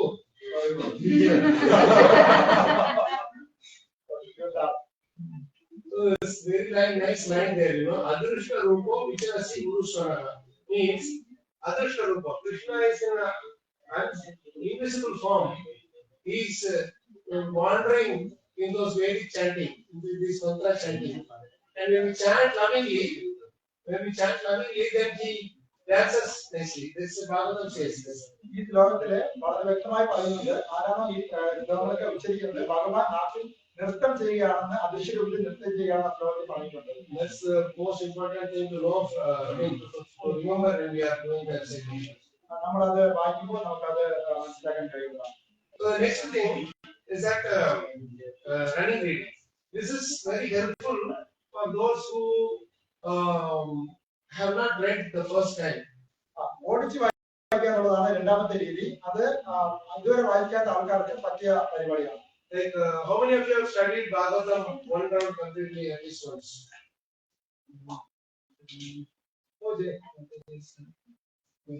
And including all translation, purport, everything. Wow, that's very good. Very good. You are in the process. I am not telling you how to complete. At least you are doing that. 11. Some cantos. 11th canto. So next time when you come, you will complete. That's very nice when you are reading it continuously. This is running reading, of course. So in running reading, itself, 3 types are there. സാധാരണ ഓടിച്ച് വായിക്കാനുള്ള പ്രവർത്തനമാണ് തുടക്കത്തിലുള്ള ഭക്തന്മാർ ചെയ്യാറുള്ളത്. ആ ഓടിച്ച് വായിക്കാനുള്ള പ്രവർത്തന രീതിയിൽ തന്നെ 3 തരമുണ്ട്. So you read verse to purport in sequence. I think that's what you are doing. Verse and purport and everything in sequence you are doing. വാക്കുകൾ പിന്നെ പർപ്പട്ട് അങ്ങനെ ഉള്ള ക്രമത്തിലാണ് ഇത് വായിച്ചു പോകുന്നത്. But still this is running reading only. എന്നാലും അത് ഓടിച്ച് വായനയായിട്ട് കൂട്ടാൻ പറ്റും. Because when I running reading just flow, you are just going, not stop to contemplate much. ഫ്ലോയിൽ അങ്ങ് പോയിക്കൊണ്ടേ ഇരിക്കുന്നതാണ്, ഒരു നിർത്തി വായിക്കുന്നില്ല. The very first time I read, I completed Bhagavatam reading in 14 months. ആദ്യത്തെ പ്രാവശ്യം ഞാൻ ഭാഗവതം മൊത്തത്തിൽ 14 മാസം കൊണ്ട് കംപ്ലീറ്റ് ചെയ്യുകയുണ്ടായി. I did all these things before getting married. I know after that you want it. ഇത് ഞാൻ ആദ്യമേ ചെയ്തത് കല്യാണത്തിന് മുമ്പ് എനിക്ക് അറിയാമായിരുന്നു. Bhagavatam everything at least once I said I will complete before. ശൈലിയിൽ ചെറുതാണ് ഭാഗവതം എല്ലാം കല്യാണത്തിന് മുമ്പ് ഞാൻ ഒരു പ്രാവശ്യം കംപ്ലീറ്റ് ചെയ്തു. So every time I was initiated by that, I used to come across some nice shloka and I will immediately call Maharaj wherever he is, and then we both will have a Jugalbandi kind of, he will sing and I will sing and we will exchange. Maharaj will say there are 3 points in this, note down and tell me that like that there will be some interesting discussion will happen. എനിക്കൊരു മഹാഭാഗ്യം ഉണ്ടായി. ഞാൻ ഇതൊക്കെ വായിച്ചു കഴിഞ്ഞതിന് ശേഷം ഓരോ ടോപ്പിക്കിനെ കുറിച്ച് വ്യത്യസ്തമായ രീതിയിൽ പഠിക്കുമ്പോൾ മഹാരാജുമായിട്ട് ഞാൻ ഡിസ്കസ് ചെയ്യാനുള്ള അവസരം ഉണ്ടായി. ചില സമയത്ത് ഞാൻ പാടുമ്പോൾ മഹാരാജ് തിരിച്ചു പാടാറുണ്ട്, അല്ലെങ്കിൽ തിരിച്ചൊക്കെ ഉണ്ടാകാൻ പല രീതിയിലും നമ്മൾ ഇതിനെ കുറിച്ച് ഇറങ്ങി പഠിക്കാൻ ശ്രമിച്ചിട്ടുണ്ടായിരുന്നു. So one day when I finished and I did nice harmony to Bhagavatam, and then I called Maharaj, and Maharaj had completed Bhagavatam. ഒരു പ്രാവശ്യം ഭാഗവതം കംപ്ലീറ്റ് ചെയ്തതിനു ശേഷം ആദ്യത്തേക്ക് ചെയ്തിട്ട് മഹാരാജ് ഞാനത് ഭാഗവതം കംപ്ലീറ്റ് ചെയ്യുന്നത് സന്തോഷത്തോടെ പറഞ്ഞു. Then Maharaj said, "Oh, that's very nice. But you know what? You have done only running reading. Now you want to do deep reading." Maharaj വളരെ സന്തോഷം നല്ലത്, പക്ഷേ താങ്കൾ ഇപ്പോൾ കംപ്ലീറ്റ് ചെയ്തത് ഓടിച്ചുള്ള വായനയാണ്, എന്നാൽ ഇനി നല്ല രീതിയിലുള്ള വായന തുടങ്ങേണ്ടതുണ്ട് മഹാരാജ് പറഞ്ഞു. When I was doing each canto, he never told me that this is running reading. ഓരോ കാൻഡിഡേറ്റ് മഹാരാജോട് സംസാരിക്കുമ്പോൾ അദ്ദേഹം റണ്ണിംഗ് രീതിയാണ് അന്ന് പറഞ്ഞിട്ടുണ്ടായിരുന്നു. So this is, it's not wrong. You have to, first time when you do at least you should know what is where. So you just do it in a sequence flow. അത് തെറ്റില്ല, കാരണം ഓടിച്ച് വായന തുടക്കത്തിൽ ചെയ്യേണ്ടതാണ്. അങ്ങനെ ഒരു പ്രാവശ്യം ഓടിച്ച് വായിച്ചു തീർക്കേണ്ടതാണ്. Now you can take some notes whenever possible. That is, if time permits. That is the thing. സാധിക്കുമെങ്കിൽ അതിനിടയിൽ നിന്ന് നോട്ട് എഴുതാവുന്നതാണ്, സമയം അനുവദിക്കണം. The other 2 ways is you read verse translation, or continuously one chapter verse and continuously the chapter translation. ഒന്ന് വിവർത്തനം മാത്രം വായിക്കാം, മറ്റൊന്നാണെങ്കിൽ ശ്ലോകം അതിന്റെ വിവർത്തനം മാത്രം വായിക്കാനുള്ളത് നമുക്ക് ചെയ്യാം. So these are the other 2 methods. One is only read the translation, you can't read the Sanskrit. Other is you read the verse and the translation. The third is you read verse, translation, purport, everything in sequence, just keep going. ഒന്ന് വിവർത്തനം മാത്രം വായിക്കാനുള്ളതാണ്, മറ്റൊരു മാർഗം എന്ന് പറയുന്നത് ശ്ലോകം അതിന്റെ വിവർത്തനം മാത്രം വായിക്കാം, മറ്റൊന്ന് ശ്ലോകം വിവർത്തനം ഇതിനിടയിൽ വേർഡ് ബൈ വേർഡ് മീനിങ് വായിക്കുന്നതാണ്. അങ്ങനെ ഏത് രീതിയിലാണെങ്കിലും റണ്ണിംഗ് വായന, അതായത് ഓടിച്ച് വായന ചെയ്യാവുന്നതാണ്. Okay. Now there is lot of the I talked about this the benefits, process, benefit, precaution, etc. for every single thing. What is the process to follow, benefit, and what is the precaution? This one we should guard against. These are each of these things, but we may not be able to go to that with the less time we have. So what I will do is, anyway, you can see these things. We will probably share the PDF with the yogis. You can go through that tomorrow is the time permits, you can go through that in detail.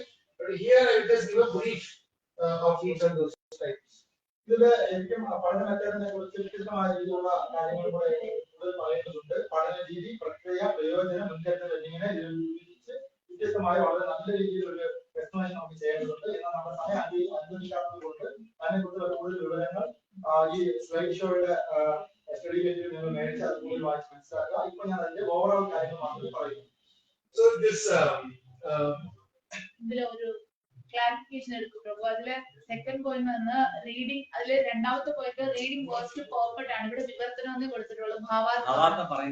ഭാവാർത്ഥമാണ്, അത് ട്രാൻസ്ലേഷനിൽ വന്ന mistake ആണ്. അതില് perfect ഇതില് വരല്ലേ പ്രഭു, ഇതില് translation വന്നത് മലയാളത്തില് translate പണിപ്പാകുമ്പോൾ മൂന്നാമത്തെ മാത്രമായി പറഞ്ഞിരിക്കുന്നത് ശ്ലോകവും വിവർത്തനവും ഭാവാർത്ഥവും എന്നും കൂടെ ഉണ്ടെന്നാണ് പറഞ്ഞത്. അതില് എഴുതി കാണിച്ചു. നാളെ 3 മണി മുതൽ 6 മണി വരെ നമ്മുടെ ഈ പ്രോഗ്രാം ഉണ്ടായിരിക്കുന്നതാണ്. ദയവായി ഇന്ന് പോകുന്ന ഭക്ഷണം നാളെ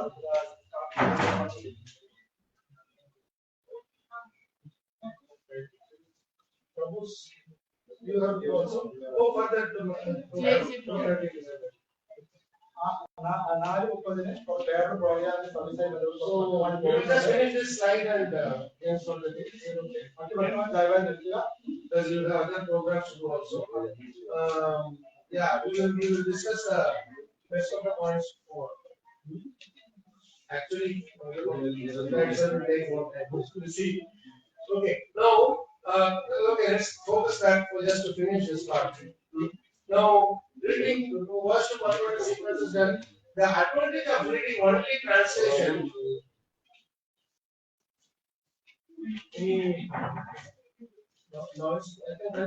Yes.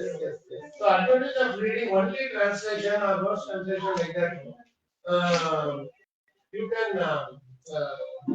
do it in quick time, and the nice story flow will be there. Coats വായന എന്നുള്ളതില് വിവർത്തനം മാത്രം വായിക്കുന്നത് നല്ലത് തന്നെയാണ്. കാരണം ആ ഒരു റെഗുലർ വായനയില് നമുക്ക് ആ കഥയുടെ പൂർണ്ണരൂപം നമുക്ക് പെട്ടെന്ന് കിട്ടുന്നു. And with that you can explain the story to others and you get a nice idea. It's a nice connectivity between the stories. അതിലൂടെ നമുക്ക് ആ ഒരു കഥ നല്ല രീതിയിൽ മനസ്സിലാക്കാൻ കഴിയും, മറ്റുള്ളവർക്ക് എക്സ്പ്ലെയിൻ ചെയ്ത് കൊടുക്കാൻ കഴിയും. അതിന്റെ പരസ്പര കണക്ഷൻ നമുക്ക് മനസ്സിലാവുകയും ചെയ്യും. And the other beautiful thing here is that മറ്റൊരു മനോഹരമായ കാര്യം എന്തെന്നാൽ there are total 335 chapters in Bhagavad. 335 അധ്യായമാണ് across all the topics. So if people are worried about it may take 1500 years to come on our mind. Morning is not that. കുറച്ച് വായിക്കുകയാണെങ്കിൽ 1500. I think I gave you some noise in the background. ദയവായി just 2 more minutes to stop. ദയവായി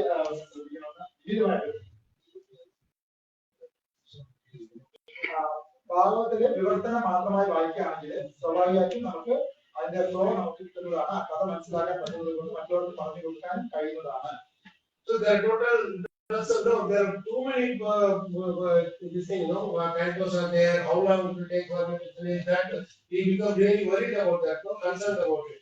So there is a nice shortcut here that for words and translation, it will take only maximum 45 minutes. Max, it will take. സാധാരണഗതിയിൽ 335 അധ്യായങ്ങൾ ഉള്ളത് കൊണ്ട് നമുക്ക് ഒരുപാട് ഉള്ളതുപോലെ നമുക്ക് ഫീൽ ചെയ്യുന്നത് കൊണ്ട് ശ്ലോകവും വിവർത്തനം മാത്രം നമ്മൾ വായിച്ചു പോവുകയാണെങ്കിൽ ഒരു ദിവസം അരമണിക്കൂറിനകത്ത് കൂടുതൽ നമുക്ക് വായിച്ചു തീർക്കാൻ പറ്റും. അതൊരു പെട്ടെന്ന് നമുക്ക് അത് കംപ്ലീറ്റ് ചെയ്യാൻ പറ്റുന്നത് പോലെ തോന്നും. So you can take one chapter every day and read. ഒരു ദിവസം ഒരു അധ്യായം എന്നുള്ള രീതി നമുക്ക് വേണമെങ്കിൽ വായിക്കാവുന്നതാണ്. So 335 chapters which will take only 11 months to complete one. 11 മാസത്തിനകത്ത് തന്നെ ഭാഗം മുഴുവൻ 335 അധ്യായം തീർക്കാവുന്നതാണ്. You start on January 1st, you will end on November 30. നമ്മൾ ജാനുവരി 1-ാം തീയതി പഠിച്ചു തുടങ്ങുകയാണെങ്കിൽ നവംബർ 9-നകത്ത് അത് തീർക്കാവുന്നതാണ്. You break in December, again start next January 1st. ഡിസംബറിൽ ബ്രേക്ക് എടുത്തോളൂ, ജാനുവരി വീണ്ടും തുടങ്ങിയോളൂ. So that's how we do every year. Krishna will know. അങ്ങനെ നമ്മൾ ശരിക്കും വർഷങ്ങളോളം നമ്മൾ ചെയ്യുന്നുണ്ട്. But it will also become a ritual after some time. അത് ഇന്നും ചിലപ്പോൾ ഒരു ചടങ്ങായി ചിലപ്പോൾ മാറിയേക്കാം. So what you should do, you should have notes which you can take like each time you can change the way you are taking notes. അതുകൊണ്ട് നമ്മൾ not ചെയ്തതാണ്. അത് മാത്രമല്ല ഓരോ പ്രാവശ്യം നമ്മൾ നോട്ട് വ്യത്യസ്തമായ രീതിയിലാണ് എഴുതേണ്ടത്. 1 year you can take only some nice lines from purpose. ഒരു സമയത്ത് നമ്മൾ പർപ്പസിൽ നിന്ന് പ്രത്യേക ലൈൻ മാത്രം എഴുതിയെടുക്കണം. Don't have to take for the entire chapter. Just take 1 or 2 slokas and take some nice points, because too much to digest to be difficult. മൊത്തം chapter എഴുതാൻ നിൽക്കേണ്ട. അവിടെ നിന്ന് മാത്രം കുറെ ചെയ്താൽ ഒരുപാട് ഒരുമിച്ച് ചെയ്താണെങ്കിൽ നമുക്ക് ഡൈജസ്റ്റ് ചെയ്യാനൊക്കെ ബുദ്ധിമുട്ടുണ്ടായിരിക്കും. കുറച്ച് കുറച്ച് എഴുതുക. Another time, another year you can take one particular verse and meditate on it from that chapter. Only one verse, 1 or 2 verses, and meditate on it deeply. അടുത്ത പ്രാവശ്യം വേറെ രീതിയിലാണ് എഴുതേണ്ടത്. 1 or 2 ശ്ലോകം മാത്രം മെഡിറ്റേറ്റ് ചെയ്തിട്ട് അതിൽ നിന്നുള്ള റിയലൈസേഷൻ മാത്രം എഴുതുക. Another time you take word to word only, just like these are manifest, these are like our reception, like that. You just take 1 or 2 verses and put it nicely and then develop the connections. മൂന്നാമത്തെ റൗണ്ടിൽ വേണ്ട രീതിയിലുള്ള കാര്യങ്ങൾ മാത്രം focus ചെയ്യുക. അങ്ങനെ വരുമ്പോൾ അതിന്റെ കണക്ഷൻസ് നമ്മൾ മനസ്സിലാക്കും. One verse in first canto will be connecting to one verse in 8th canto. ഒരു കാൻഡോ ഒന്നാമത്തെ കാൻഡോയിലുള്ളത് ചിലപ്പോൾ 8ാമത്തെ കാൻഡോയിൽ മറ്റൊരു ശ്ലോകമായിട്ട് കണക്ഷൻ ഉണ്ടാവും. And Krishna will release that connection to us depending on our sincere intent. അത് കൃഷ്ണൻ നമുക്ക് വെളിവാക്കി തരും നമ്മുടെ ആത്മാവിനനുസരിച്ച്. He will be like connected from here to there, there to here, but it all depends on our personal endeavor. ഇവിടെ നിന്ന് അവിടെ നിന്ന് ഇവിടെ എങ്ങനെ പറഞ്ഞ് കളിക്കാൻ പറ്റും. ഇതെല്ലാം നമ്മുടെ ആത്മാർത്ഥമായിട്ടുള്ള അതനുസരിച്ചായിരിക്കും. So that is the advantage of this reading with translation and verse translation. ഇതാണ് നമ്മൾ വിവർത്തനം മാത്രം അല്ലെങ്കിൽ ശ്ലോകം വിവർത്തനം മാത്രം വായിച്ച് പെട്ടെന്ന് പോകുന്നതിന്റെ ഗുണം. So only thing is make sure it doesn't become so. ഒരേ കാര്യം മനസ്സിലാക്കുക, ഇത് ചടങ്ങായി മാത്രം എടുക്കാൻ.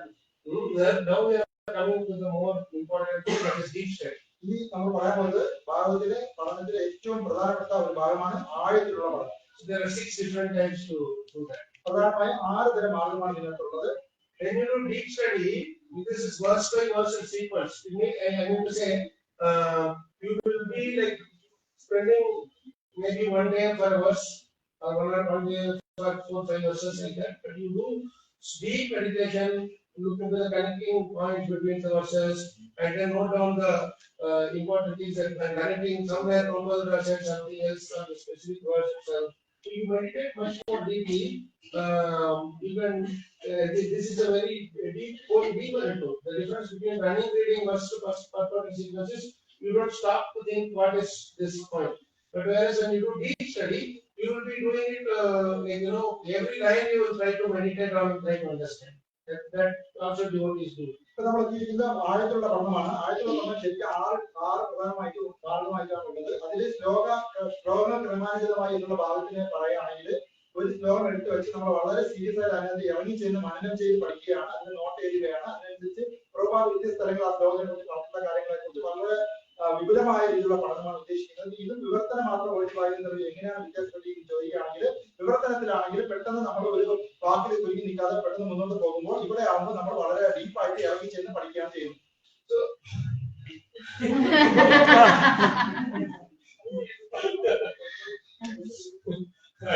I'm reading for him. So this, here no, this you can do parallel also. You can do one running reading and one deep reading. നമുക്ക് വേണമെങ്കിൽ വലിയ സമയത്ത് ഓടിച്ചുള്ള വായന ഒരു group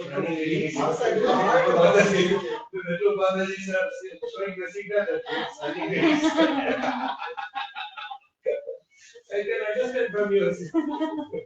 So the next one is concept based. Concept based means karma is a concept, modes of material nature. Then we have destiny. Then humility, or you have your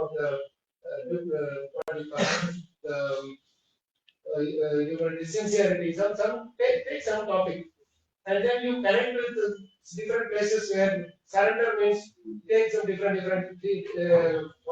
characters in Bhagavatam. You will bring them all together and see the different types, how they are approaching. And then their shlokas, what they are doing. This shloka talks about surrender. Like this concept wise you go. Then what happens, these things will help.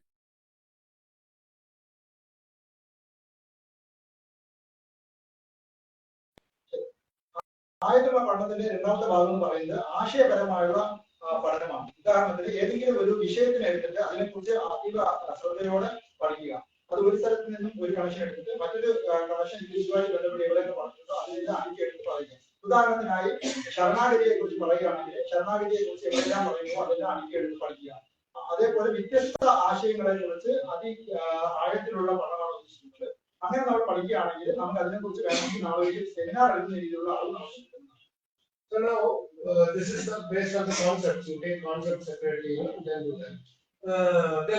Say respecting the elders, obedience, and service attitude. You can take different topics, and you will see that Prabhupada has talked about in so many places. Now the database is there, brothers will search, and it's all there. ആശയപരമായുള്ള പഠനം എന്ന് പറയുമ്പോൾ നാം വ്യത്യസ്തമായ topic എടുക്കാവുന്നതാണ്. ഉദാഹരണത്തിന് വലിയ ആൾക്കാരെ മുതിർന്നവരെ എങ്ങനെ റെസ്പെക്ട് ചെയ്യാം, അതേപോലത്തെ വ്യത്യസ്ത ടോപ്പിക്ക് നമുക്ക് എടുക്കാവുന്നതാണ്. ഇപ്പോൾ വേദ ബേസ് പോലത്തെ കാര്യങ്ങളിലൊക്കെ ഏതെങ്കിലും ഒരു ടോപ്പിക് ഒരു ആശയത്തിനെ കുറിച്ച് മാത്രം ട്രൈ ചെയ്താൽ ഒരുപാട് വിഷയങ്ങൾ അതിനകത്ത് കണക്ഷനായി വരുന്നതാണ്. അതിനെക്കുറിച്ച് ഡീപ്പായിട്ട് പഠിക്കുകയാണ് ഉദ്ദേശിക്കുന്നത്.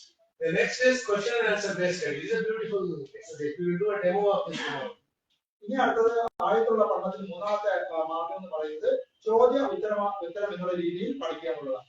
Like say Bhagavad Gita, Bhagavatam, both are question answer based scriptures. Bhagavad Gita ആയിക്കോട്ടെ ഭാഗവതം ആയിക്കോട്ടെ ഇതെല്ലാം ചോദ്യ ഉത്തര രീതിയിൽ എഴുതപ്പെട്ട ശാസ്ത്രങ്ങളാണ്. There are close to 400 questions in Bhagavatam. സാധാരണഗതി 400 ചോദ്യങ്ങൾ ഉത്തരങ്ങൾ ഭാഗവതത്തിലുണ്ട്. Like Vidura is asking question to Maitreya, Yudhishthira is asking question to Narada. വിദുര മൈത്രേയനോടും നാരദനോട് Yudhishthira മഹാരാജാവിന്റെ ഇങ്ങനെയുള്ള വ്യത്യസ്ത ചോദ്യങ്ങളെ കുറിച്ചാണ് ഭാഗവതം പറയുന്നത്. Raghunath, Jadavath Maharaj, രഘുഗുണൻ ജഡഭരതനോട് ചോദിക്കുന്നു. and then we have Uddhava asking Krishna. Uddhavar Sreekrishna ഭഗവാനോട് ചോദിക്കുന്നു. Like that, you can do this exercise itself. Only collect the questions. അങ്ങനെ നമുക്ക് എക്സസൈസ് വേണമെങ്കിൽ ചെയ്യാം. മൊത്തം ചോദ്യങ്ങളും എഴുതിയെടുക്കാം. And then for the rest of your life, find the answers for this. Answer കണ്ടെത്താൻ ശ്രമിക്കാവുന്നതാണ്. And this itself will be your preaching to